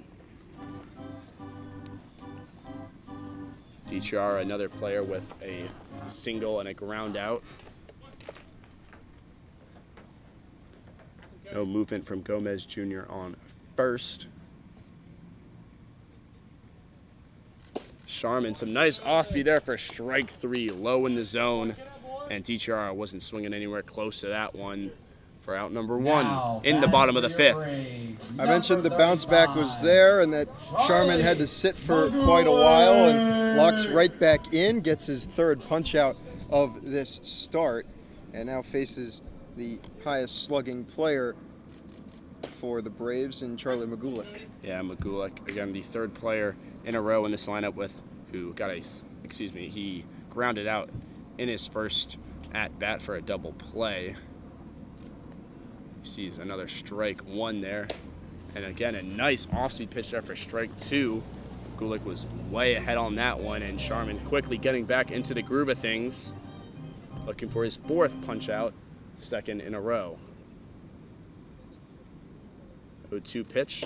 That one, strike 3. Again, off-speed, way low in the zone there for his 4th of the game. And after a staggering 8th inning, this is the last thing you want if you're the Braves. Quick 2 down. Still haven't made contact with the ball in play as Gomez Jr. was walked. Brinkman looks to start a much-needed 2-out rally. Is it back-to-back 3-strike punch-outs for Sharman, too? Yeah, Sharman quickly and recovering very well. This is the best we've seen. That's another first pitch strike. The off-speed has been on this inning, something Fox did great with as well last game. And that off-speed pitch just a little too low. Can't blame him for trying it. Yeah, breaks up 7 consecutive strikes for Sharman, but I mean, that was quite a tear to really bounce back after a leadoff walk. Count stands 1-1. Brinkman with a pair of pop-outs. This one grounded in between Maxey and Heads, able to get through. Powell throws that one back into Maxey for the first base knock of this inning. So Brinkman gets on the scorecard with a hit as Nick Kuzenko steps up. Kuzenko has a single and a walk so far. And the Braves have had runners in scoring position multiple times, probably more innings than not. However, only able to score 1 of them. Going to be tough with 2 outs as well. Yeah, so the fastball from Sharman, 84, pretty much right down the middle. So good thing for Sharman is Brinkman didn't get a piece of it, so that means he was expecting something else, able to just get a single out of it. Still left the bat at 91, but didn't kill the baseball and only moved up Gomez 1. Another at bat, another first pitch strike for Sharman. Went back to the off speed after you mentioned the fastball. There's another off speed there. A check swing from Brinkman makes too much contact with it, and Rudisil ends the inning once again. A 8-run surplus for the Giants in the 5th inning. They're going back in the top of the 6th, looking to do some more damage. We'll see what the Giants are able to do after their best offensive inning this game when we come back on the Giants Broadcast Network.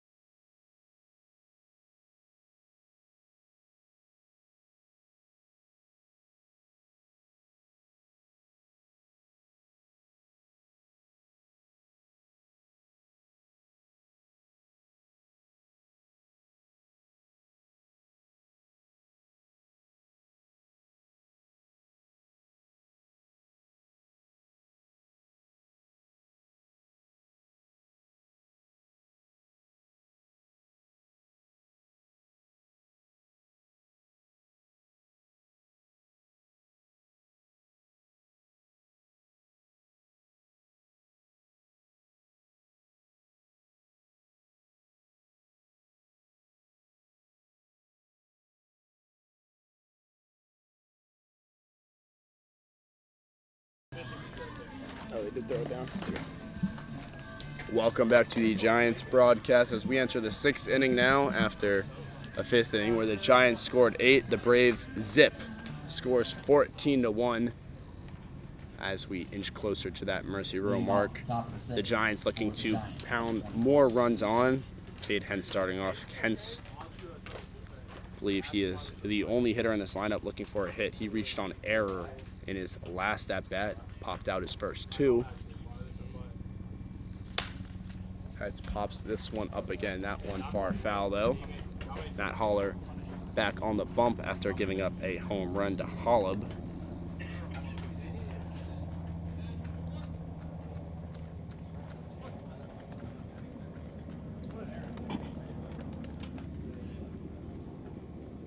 Holub delivers. This one popped out in the same place for strike 2.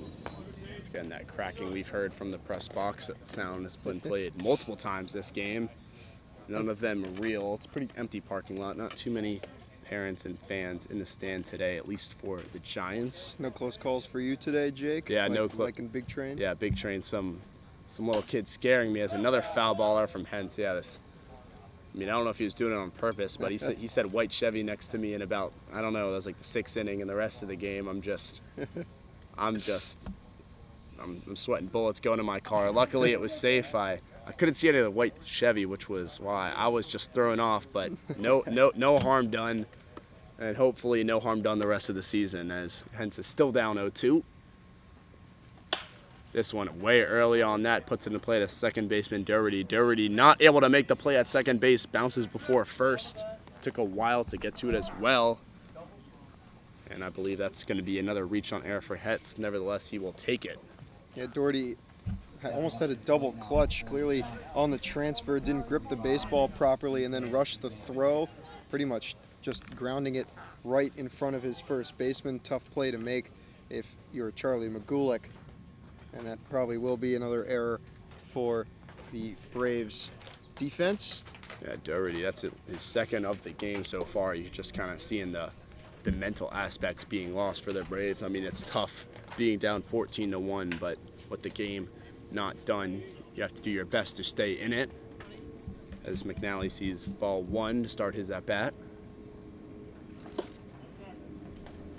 Similar pitch, delivered ball 2. McNally was one of the starts of the rally last inning, had an RBI single.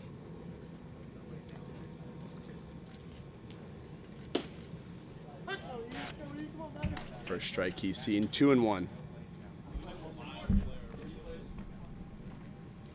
It's also back-to-back times for Cade Hentz reaching on an error.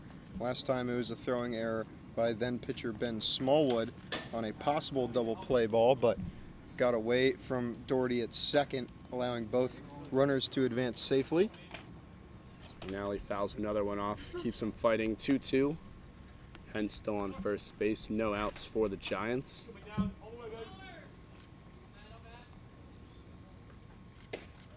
There's McNally, holds off on that one, good eye.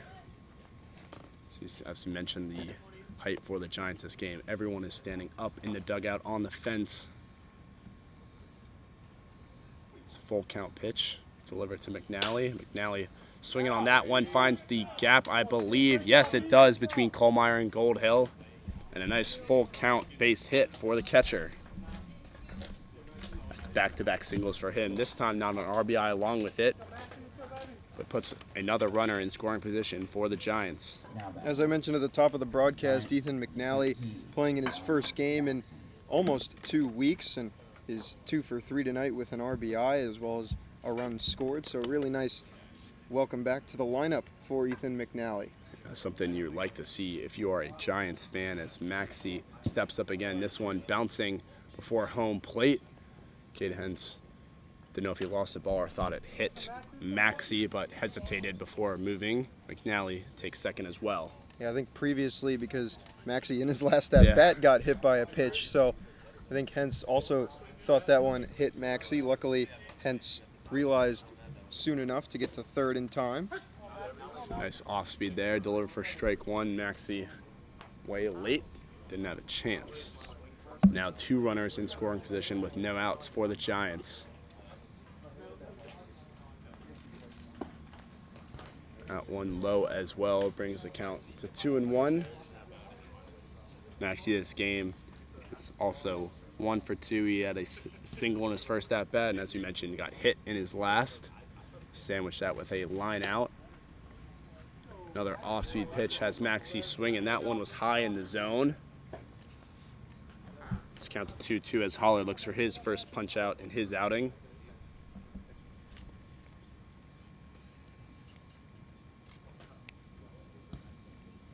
Holler delivers. That 1-2 inside, and it hit so inside, it hit Maxey. That is back-to-back hit by pitches for the third baseman.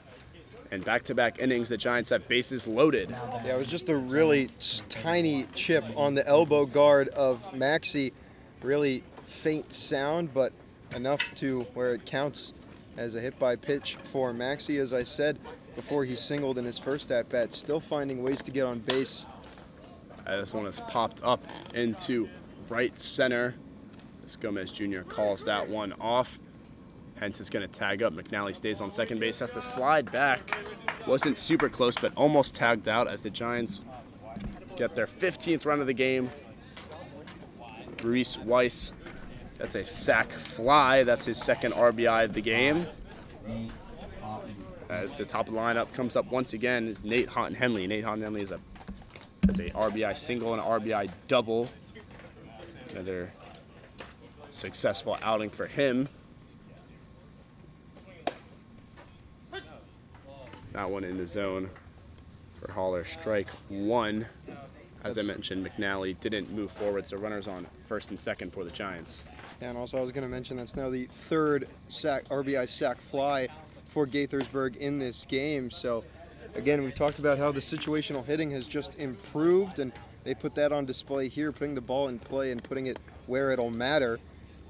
Driving in 3 runs, still being productive when getting out. Yeah, I couldn't tell you when our first sac fly was, but there was very few to start this season off, if any. And so seeing a lot more of those in this 2-game span is just a sight you want to see for coaches. We had a word with manager, TJ Brockway. I asked him how he's feeling, and Stone Cold Brockway said game's not over yet. Something you love to see from your head coach as the Giants continuing steamrolling this game. Well, it is a hitter's ballpark. The Giants have certainly put that on display here, but also last time Gaithersburg was here, the Braves were up 7-0, and then the Giants came back to go up 9-7. They unfortunately didn't have enough pitchers to finish that game, so comebacks can be made in this ballpark. as Henley thought he wanted it for a second, was able to hold off, brings the count to 3-1. So slower speed all around we've seen from Braves pitchers. I don't think I've seen Holler extend the mid-80s. I think we've seen some 84s, but mostly low 70s. As Henley gets a piece of that, bringing the count full. So the Giants will show they can hit the speed, they can hit the off speed. What can't they hit is the question. See, just count is 2-2. Not full yet. Count's full now. We were just ahead of the game a little bit. Yeah, I was just manifesting a little bit. An extended at bat for Nate Houghton Henley here. Henley, who has gone on base more time than he hasn't recently, looking to do the same here. And he gets a walk. Another bases loaded situation for the Giants. Only one out. I believe not all, but most of their runs were scored with one out last inning. So Braves can't be thinking about heading to the dugout anytime soon, especially with the top of the lineup coming up, Powell, who we're talking about sac flies. He has 2 of them this game along with an RBI double. Said he's taken a mini break from an ankle injury, has been performing well back from it. More off-speed continues from Holub. That one was way too high, and a mound meeting from DiChiara.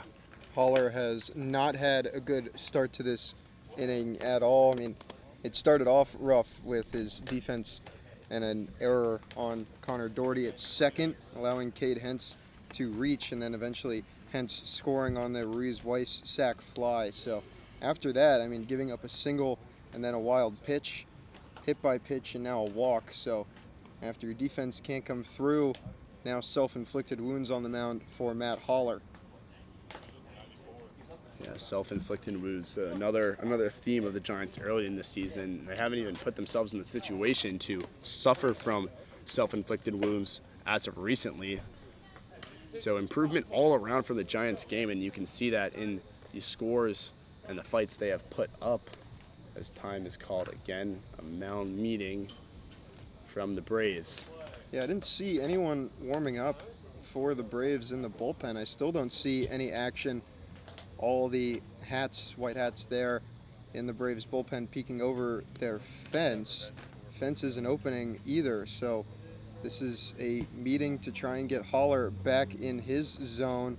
Has recorded just 2 outs, but just 1 out that was unproductive, and that was to end last inning. It was a flyout of Bryce Rudisil. So pitching just 2/3 of an inning in this relief outing, giving up as many base runners as he had. Yeah, I don't know what the Braves head coaching staff, was telling Holler. I saw head coach take his foot into the mound, could be telling him to finish his pitches or step into his pitches, whatever it is. You don't see a lot of coaching moments during games, so just shows the unfortunate of the Braves pitching so far as Holler looks to turn his outing around. Holler is a rising junior at Emory and Henry College, so has pitched a lot at the collegiate level. I believe Emory and Henry is D3, but still getting a coaching moment. As you said, we don't really see those. Maybe some to rising freshmen getting accustomed to college level play, but to rising junior is very interesting to see here. As Holler looks to avoid a 4-pitch walk. This one has popped up. Could be another sac fly for Brady Powell. It's McNally taking off for home. It will be. That is a 3 sac fly day for the left fielder out of Bradford. Got some giggles coming in to the dugout as the Giants now have scored 16 runs this game through 6 innings. As you said, 3 sacrifice flies for Brady Powell, who just has a little smirk on his face as the dugout gives him some chirps because of that. It's really funny, but I mean, it is really nice to see, even just driving in runs, as I've said, just coming through and getting the second out of this game. Yeah, Powell has had a RBI in 4 of his 5 at-bats. He went sac fly, RBI double, sac fly, and time is called by the umpires. Cade Hensel's going to get a ball. Umpire calls time. On that sac fly, Ryan Maxey stayed at second, forced Henley to stay at first. So runners on first and second for big man Danny Orr. Back-to-back home runs for him. Fouls that one into the parking lot. There's the glass. Sounded like it hit pavement first. Good news for all those in attendance here. So Orr takes a deep breath, looking to do exactly what he did in his last at-bat, which was smash it over the left center field wall. That one in the dirt. 2-1. I believe Orr might have hit that out at one of the farthest points in the field. We have two signs that say 360. I believe his home run was just left of it, but either way, that was a shot. And an off-speed pitch there as Orr swinging for strike two. It's almost all we've seen from Haller. Has been effective, but gets the job done there. 2-2. 2 outs, runners on first and second for the Giants. Another pop fly, this one. Into the parking lot as well. Heard pavement again. No up. May have had a little love tap on a car, but no serious damage. Ironic enough, that's the time we don't get a glass shatter from the press box. Well, someone just pulled up and is waiting there, and I thought it was going to hit their car directly, as now they keep it moving. That's another foul ball. Can't really see where it's going. I think it's just not leaving the stadium. That's why I couldn't find it. I was looking far too back. That one hit off the backstop fence a little high up. And we have our third 2-2 pitch being delivered. I lost that one in the lights. Not sure how DiChiara was able to locate it, as that one was popped straight up and just tailed over the backstop, hitting the tree that's next to the press box here at South County High School. 2-2 pitch. This one too high. Count goes to full. Danny Orr has done a great job this at bat, keeping his fight. As I mentioned, Brockway does not want his team to take their foot off the gas pedal, so looking to get more runs. Of course, runners take off on 3-2 2-out pitch. However, delivered as a ball, and bases are loaded again. Orr gets on base his first time this game. His home run. Of course, he did get on base, but this is the first time he's standing on a base in the past 2 games. As I mentioned, has only hit a home run in his last game, so maybe a good feeling for him there. And I think that's why we saw Brady Powell go around and get the sac fly on the 3-0, is because he knew he wasn't going to have many hittable pitches, and obviously wanting to stay aggressive even with such a big lead. But Orr, no pitches to hit there, really fouled off the ones that he could have, but ends up walking to first. As Holub stands 1-1 now. Orr's home run buddy, they were back-to-back. It didn't feel like it, though, because there was a pitching change in between, but Holub proved that to be the wrong move from the Braves, by the Braves coaching staff. Holds off on another off-speed pitch there, makes it 2-1.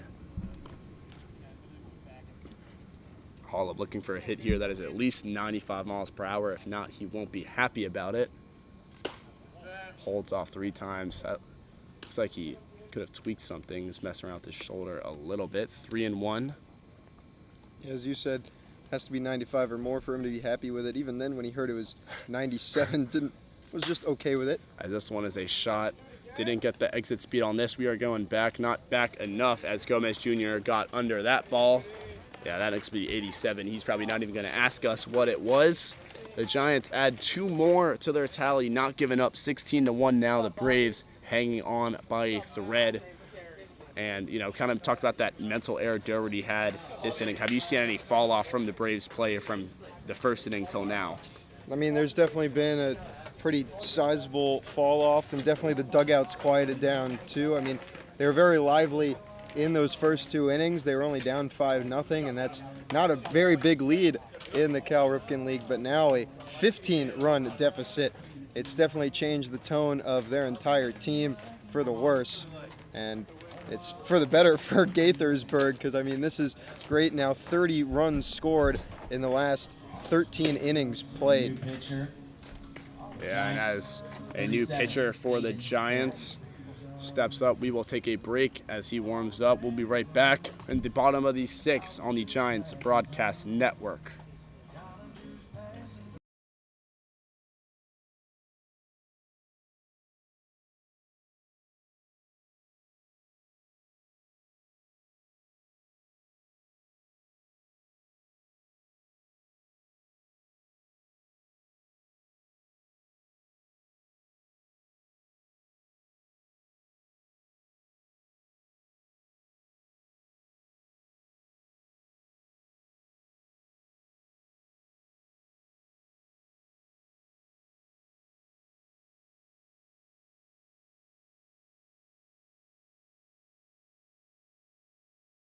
All right. I'm Ready? ready, yeah.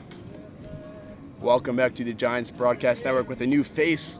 All in on for the Giants, number 37, Aiden Carey, sophomore at a GW. He's following up Cody Sharman after he ended his day. Sharman ended his day with 4 strikeouts, 2 walks. He allowed 6 hits, I believe. However, only 1 run given up. So great pitching from Cody Sharman. Back-to-back days with 2 great outings from the Giants starting pitchers.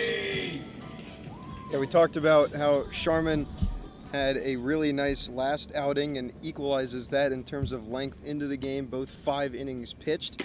And we also mentioned how the starting pitching for Gaithersburg hasn't really been there for the first half of the season, and that was the big piece that was missing, and Sharman has now really ramped up and delivered in his last 2 starts here. And Carey's first pitches facing Connor Doherty. He had a RBI double. He's 2 for 2 today. So far, he hasn't had a great day in the field, however. Currently stands 1-1. Okay, let's go, baby. Doherty's swinging at that for strike 2. Nice off speed. We saw great off speed from Sharman to end his outing. As Carey starts off with it here, looking for his first strikeout. Comes in that one far too low. Trackman didn't catch it. 2-2.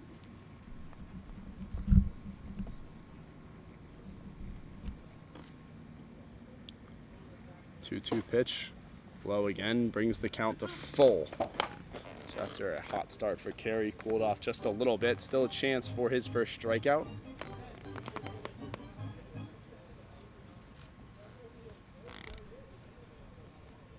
Three-two. This one is shot far foul of the third baseline. Doherty was very early on that. Carey was seen early against the Braves. He pitched in the 9-10 loss we were talking about earlier this season at South County. He had 1 inning pitch. He allowed 1 run and 2 hits. 3-2 pitch. Once again, another foul ball. This one falls right behind McNally. So Carey has done a good job finding the zone. Doherty making it hard for Carey to come on top. Yeah, and that off speed on the previous pitch that was fouled off, it really hung middle over the plate, but Doherty was way early on it as it was 73. So no damage done there. Now full count. This one, strike 3, back to that off speed. That one fell out of the zone, but looked good enough for Doherty. And Carey quickly gets his first strikeout on the board. Now, Throughout this season, Carey has an ERA of 5.06. He has 7 games played, no starts. He has 10 2/3 innings pitched, 8 walks to 4 strikeouts. So pretty good numbers. Has only allowed 10 hits. As he faces a new batter today, it is number 7.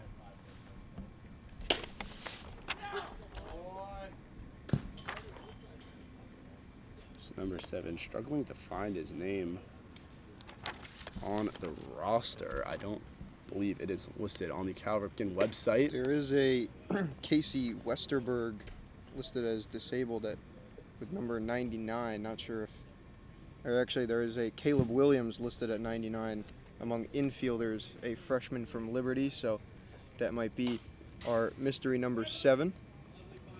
As there's quick 2 strikes counts, I believe, yes, 1 and 2. We got some more fun music from the press box. Carey finds himself in another 2-strike situation. At one, 87 mile per hour fastball, so a lot of variety and speed from Carey as our mystery man's able to touch it just enough.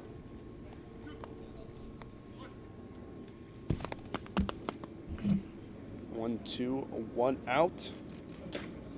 And a strike 3. McNally, good job hanging on to that ball. That one, 88, the fastest pitch we've seen from Carey.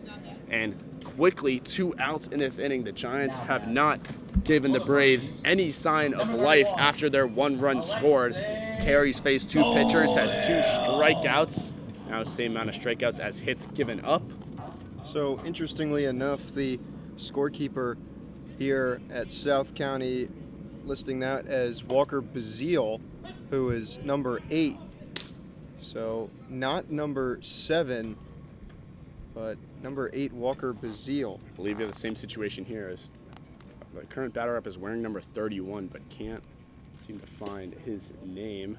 It's quickly a 1-1 count. Walker Bazile was a familiar name from the last game here. And the PA guy is still announcing this is Gold Hill, number 29, but as we see in front of us, it is not Alexei Gold Hill. Yeah, Gold. We have number 29 on the helmet, which is Gold Hill's number. However, can't really tell what's going on in the Braves dugout. Nevertheless, the count stands 0-2, and Carey looking for his third strikeout of the inning. This one, a check swing, gets enough of it though, falls in the right center gap. Our mystery man is rounding for a second. Throw is in time. Weiss gets that in there and keeps the Braves batter on first. So Carey had a perfect inning so far, allows 1 hit. But as you mentioned, the Braves are far from thinking about anything regarding a win. Number 5, J.W. Meyer. As finally we have a familiar face and number, J.W. Kohlmeyer, the leadoff man. Currently 1 for 3 this game. He started out with a strikeout looking, then a single, and grounded out in his last one. It's his first pitch ball.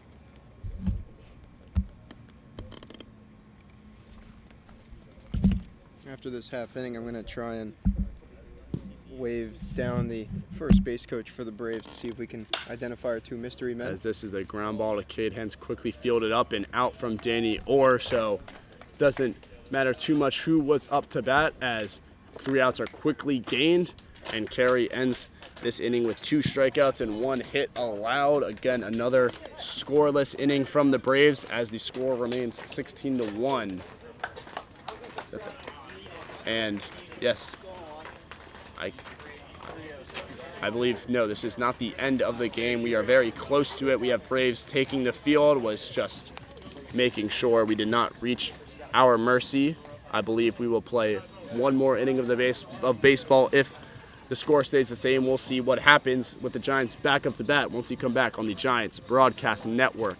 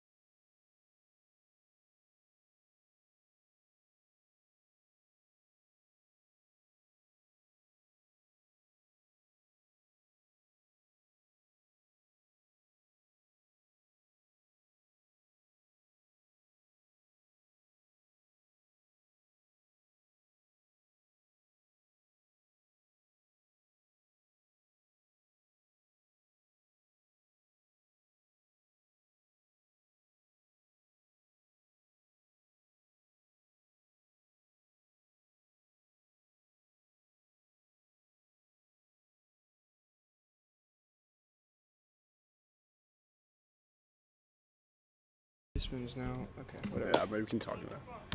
Welcome back to the Giants broadcast as we enter the top of the 7th now. The Giants up a staggering 16-1. And we have finally figured out one of our mystery men. So on the roster in this game, we had Alexei Goldhill listed as number 29, but he is now on the mound wearing number 31. So we're still kind of figuring out how this number change has happened, but it is Alexei Goldhill on the mound for the Braves now. He was playing third base for the most part. Had a good outing at third base in the field. And then two other substitutions for the Braves. Actually, three others, but I do know two of them. At first base, it's number 21, Kendall Cassidy, another rostered pitcher. And then at third, it's number 39, Nate Dudek. So the corner infielders changing. As Rudisell fouls off his first pitch. Rudisell, as I mentioned earlier on Cycle Watch, he needs a triple, so it's not a small ask, but he's as close as anyone has gotten this season to it. And then I saw a 36 in center field, but once again, I'm not finding a 36 on the roster I printed this afternoon, so another mystery man in center field now. Yeah, the Giants coaching staff also doesn't really know who's in, nor do they believe it fully matters. So we will continue on and do our best to name people correctly. As Rudisell fouled the second one down 0-2. Off-speed pitch there, barely caught that one. It's in no man's land. Gomez Jr. not able to get there. Some keep going chance for Rudisell there, as they know he needs a triple, but that hit is not going to get the job done. A single he will take, though. Next man to bat for the Giants is number 24. We saw Gomez Jr. dive earlier in this game, and he was not as successful with it this time. Lets it bounce in front of him. Yeah, I mean, we do know that's not Gomez Jr. out there in center, but I mean, yeah, I mean, we don't have a name for him. It's just number 36 out there in center field. It's Cade Hens. That is a catch. Calls it. I thought the umpire called catcher's interference. I believe he did. Cade Hens still hitless this game. He's got 2 reached on errors. Last pitch was called a foul ball.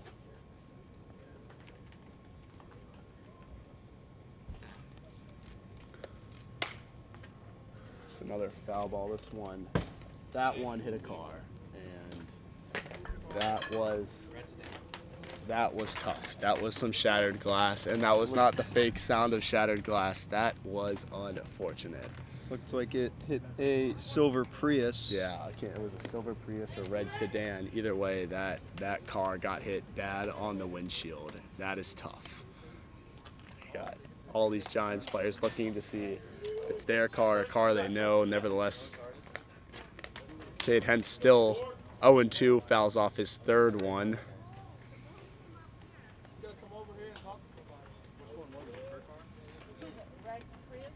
And yes, it is a red Prius. That's unfortunate. Never want to see that happen to anyone's car, of course. Cade Hens holds off on an off-speed. Rudisell did not take off for second. And I believe you do not drive a red sedan, so I think both of us are still sitting in the clear. Yeah, I'm but good. There's a lot of talk from Giants dugout and fans. I do have a small dent from Alexandria about 2 weeks ago.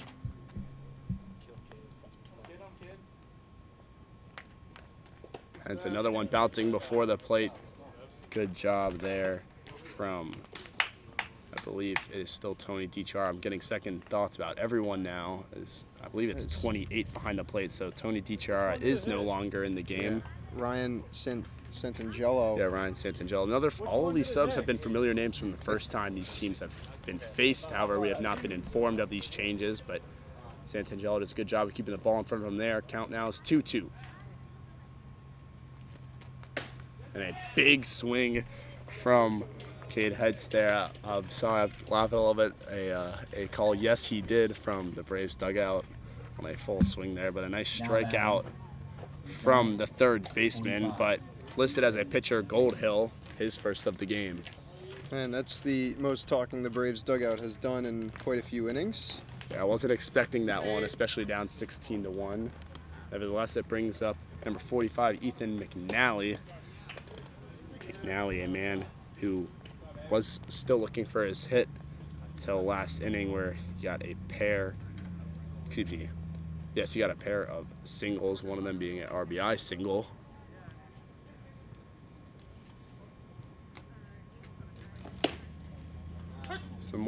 Some higher speed we've seen. Still not the fastest. That getting up to 83, 84. A lot less off speed for sure. So it's an interesting role reversal. If that is Alexei Goldhill, you have to remember last time the Giants were here in South County, they were the ones that had to put position players on because they didn't have enough pitchers to finish the game. Meanwhile, almost waving the white flag are the Braves here.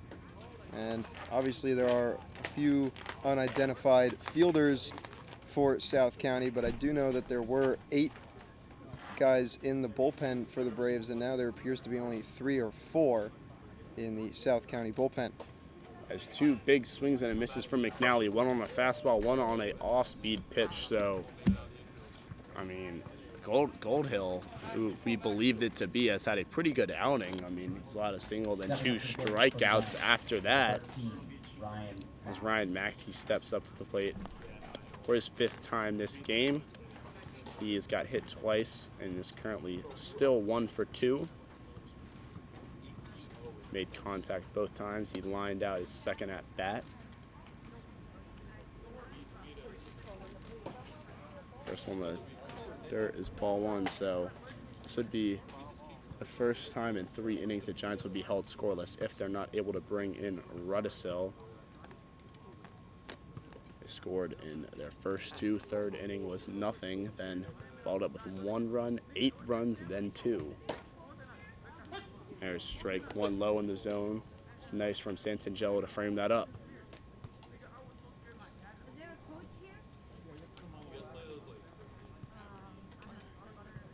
Some more fans are now looking at this broken card in the game from the Giants side.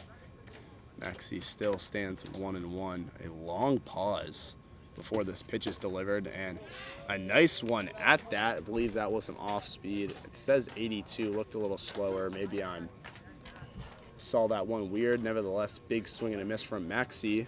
Yeah, earlier this game, Sharman got a pitch clock violation, and Goldhill had to have been close on that pitch, still able to deliver a nice pitch. 1-2 pitch to end the inning. Foul ball from Maxey. Yeah, that one foul, not in the direction of any cars, as everyone is probably going to start holding their breath. And I'm hearing a person almost got hit by that ball this time, so that would have been much worse than a car. Yeah, there's not a lot of room here on South County. Any foul ball could be lethal. There's a lot of net, but not enough. Count still 1-2. Nice off speed there, so we believe to be Goldhill throws the best inning of any Braves pitcher. It's 3 strikeouts, only 1 hit allowed, so score 16-1, and I believe the Braves are on their last opportunity to get a few more runs in before we head to a mercy. We'll see if they're able to extend this game when we come back on the Giants Broadcast Network.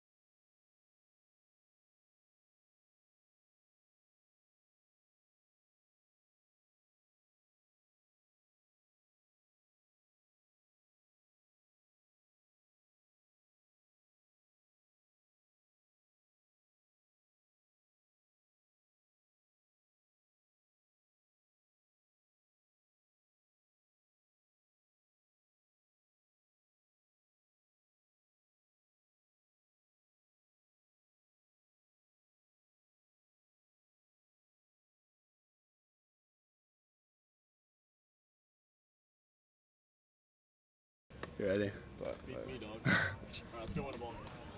Welcome back to the bottom of the 7th, what could be our last bit of baseball tonight. We just had a talk with Coach Casey Gibbs about these unidentified substitutions. We were able to identify most of them. Number 36, our center fielder, still seems to be a mystery, but Michael Lavenga entering the game, a man who was seen in, again, another man who was seen in the last ball game played here between these two teams.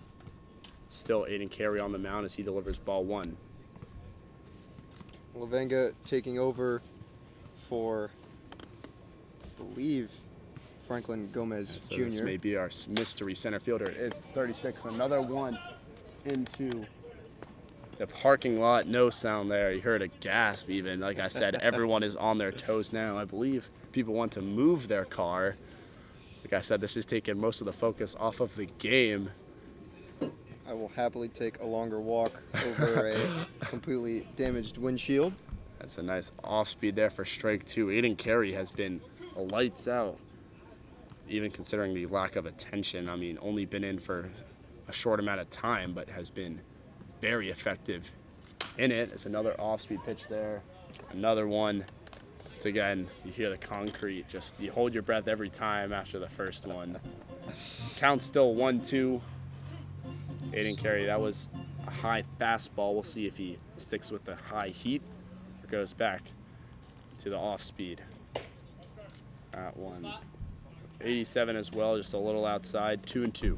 So we already mentioned Alexei Goldhill rostered as 29, but in the game is 31. So I guess just a lot of dirty laundry for the Braves, as Michael Lavanga wearing 36, rostered as 4. This one is a shot into the left center gap. Henley is sprinting over. However, Powell calls it, loses it in the air though. I couldn't tell if it hit his glove, chest, or arm, but he was not able to hold on to that one, and a reach on error for the newly entered Brave, Lavanga.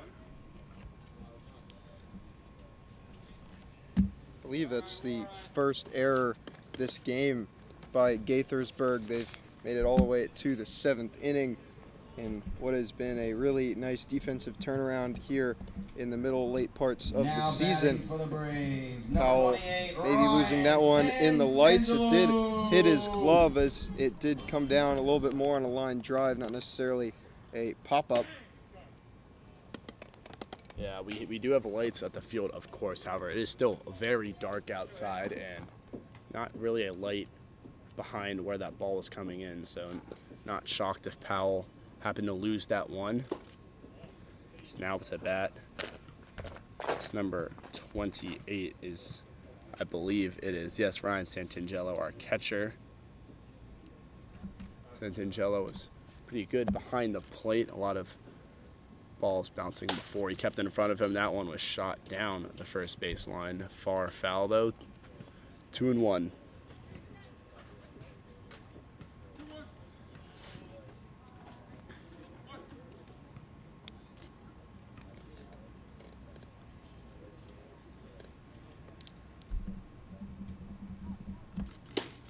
Big swing and a miss from Santangelo brings the count to 2-2. That one was 84, but it looked like, of course, that is slower than Carey's fastball. Couldn't tell exactly what pitch that was.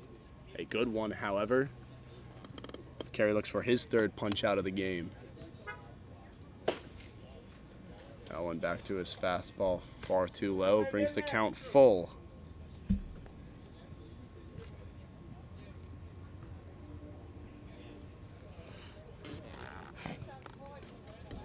(3-2). No outs, runner on first, and that one, I believe it's inside. Looked like it could have hit Santangelo. Don't believe it does. And the Braves have 2 runners on with no outs. It's the first walk Carey has given up in his outing. Nate Dudek. It's Nate Dudek now in the game, and this throwing us off at well because Goldhill was the 9th hitter, and Dudek is now batting in place for Charlie Mangulik. So there is just a lot going on this Braves side that we are trying our best to stay on top of. Nevertheless, Carey delivers strike 1. Dudek does have 5 at-bats this year for the Braves, batting at a 0 clip. He has yet to get a hit in those 5 at-bats. Does have 1 walk, however. And it's going to take a lot here to get that walk and or hit as he's quickly down 0-2. Again, Carey once again looking for his 3rd strikeout today.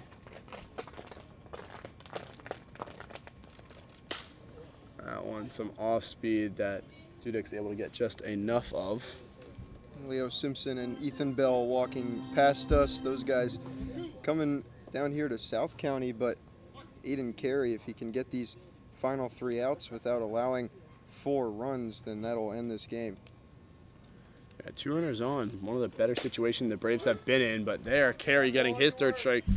That was some off speed. Had Dudek looking. That's out number 1, and now one more play can end the game for the Giants. We saw a double play way back in the first inning of this game. Looking to get another one here as Charlie Brinkman, one of the few remaining starters in this lineup, steps up for his 4th time. He's 1 for 3. Got a single in his last at bat.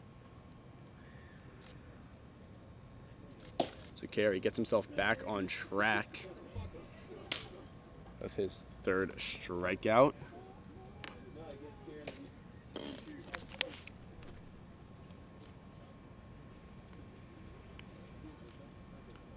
Brinkman takes a while to come set there. And a quick pitch for strike 1. Carey tells him no more funny business. Brinkman steps back in with a smile on his face.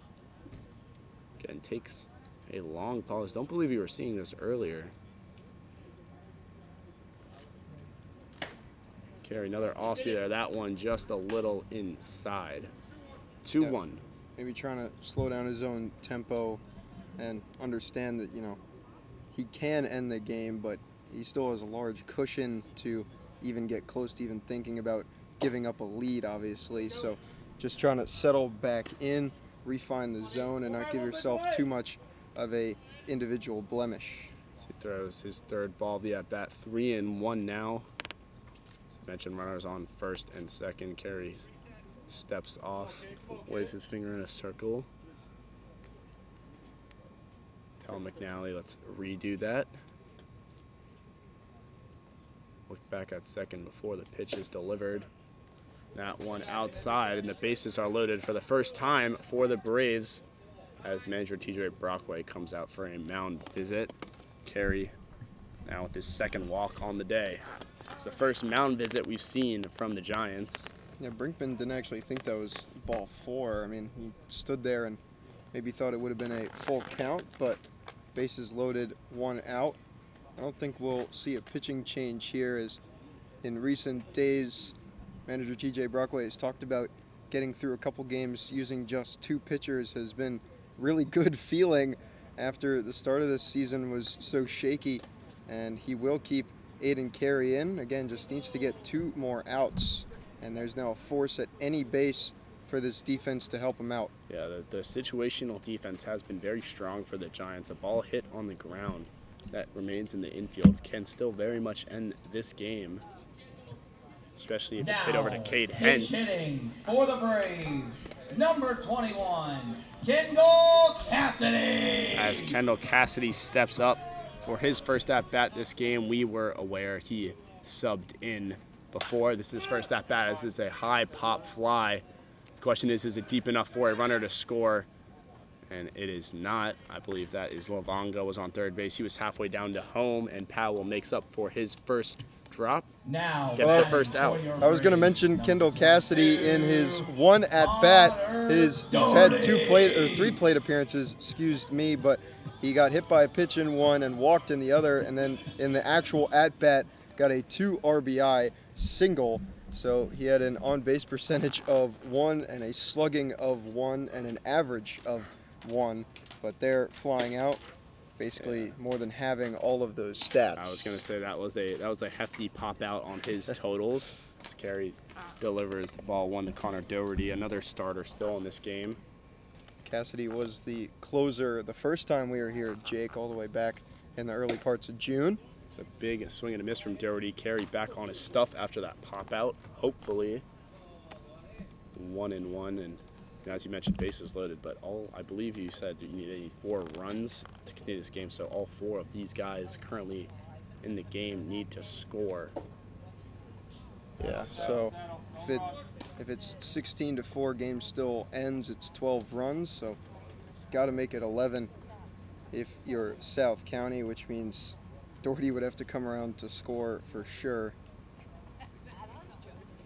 And manager Brockway tells pitcher Aiden Carey to slow it down, calm himself down as he delivers a nice pitch. Doherty's able to foul off, brings it count to 2-2. Don't even need your defense here if you just are able to find the zone or find a swing and miss if you're Carey. Yeah, Carey, I know that maybe that error from Powell could be affecting him mentally. However, the Giants have been lights out on defense besides that. There's another foul ball. Excuse me, there are 2 outs. I'm sorry about that. So this ends the game. I was sure there was one. I heard some clapping, and I was like, wait a minute. I don't think that happens yet. Sorry about that. So, I mean, we are looking at what could be the end of the game. 2-2, 2 outs, bases loaded. Giants 16, Braves 1. Oh, nice off-speed pitch there. Not able to get the job done. Brings the count full. Good eye from Doherty there. It's glad I am now aware we could be ending the game. Giants dominating performance, of course. If this game is still to go on, there's a long way to go. However, this is shot in the gap. That is going to bring in the second run for the Braves. Only 1 run scores, though, on a RBI single for Doherty. That's his second RBI of the game. Yeah, that run will score unearned for Aiden Carey, as that was the reach on error there. Now batting for your So Braves, RBI number single 7, given up, but an unearned Walker run for Bazile. Carey. As Walker Bazile gets his first at-bat of the game. And 1 more run for the Braves. And quickly Carey's back out of it with strike 1. You know, as we heard the claps, Carey was very close there. Unfortunately, just brought it to full count. A nice hit from Doherty, but as you mentioned, still a very long ways to go. Carey starting off on the right foot here.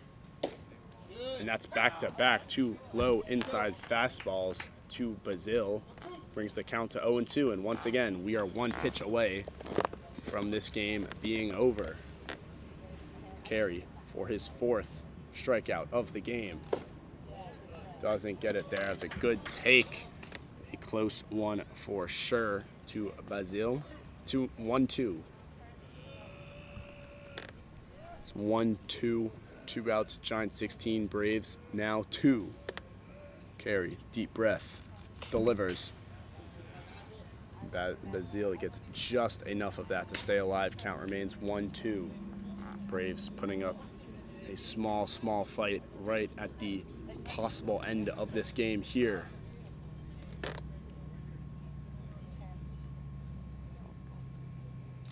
This pitch comes in. This is a shot down the left field line, and it is foul. It was close, not close enough. So count will remain 1-2. That one a little scarier for the Giants. Bazile way late on that one, and only went 230-77 off the bat. Again, another loud sound, but really didn't have the distance of a home run threat. Did have the distance, though, of maybe extending the game. As a pitch the Giants bullpen thought ended the game, umpire disagrees. Another 2-2 count. That one was a little inside to Bazile. 2-2, 2 outs. The pitch at 1-2-0, another full count. So Carey struggling to get this last strike, all he needs. Again, a nice reminder, he's got a very strong defense behind him. He's got to find the zone here.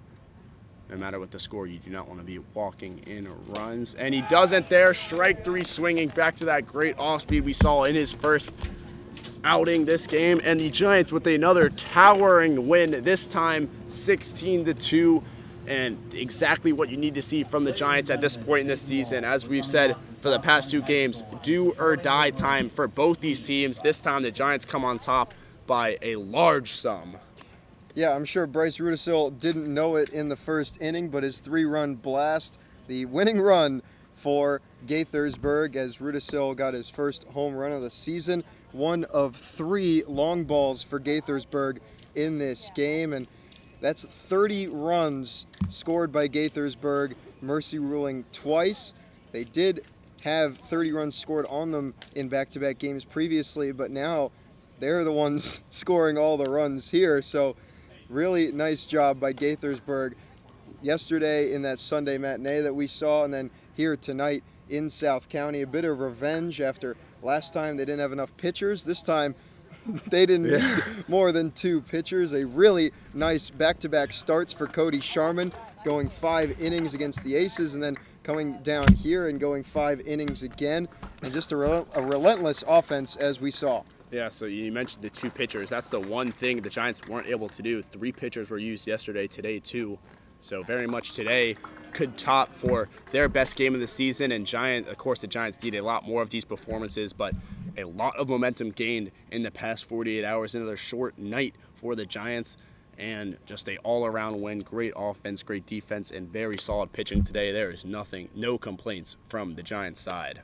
No, not at all, and they're going to take this momentum with them now over to Silver Spring. Jake, you and Colin will be at Blair High School for that one tomorrow night.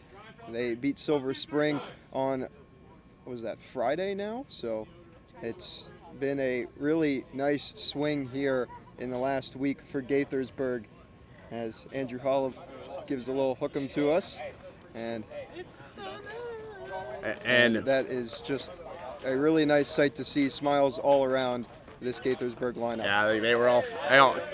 Coach Casey Gibbs was coming up to talk to us a little bit while we are closing out here. As David just mentioned, me and Colin will be back with you guys tomorrow to see if the Giants can continue their staggering performances. My name's Jake Tseronis alongside Davis Lewis.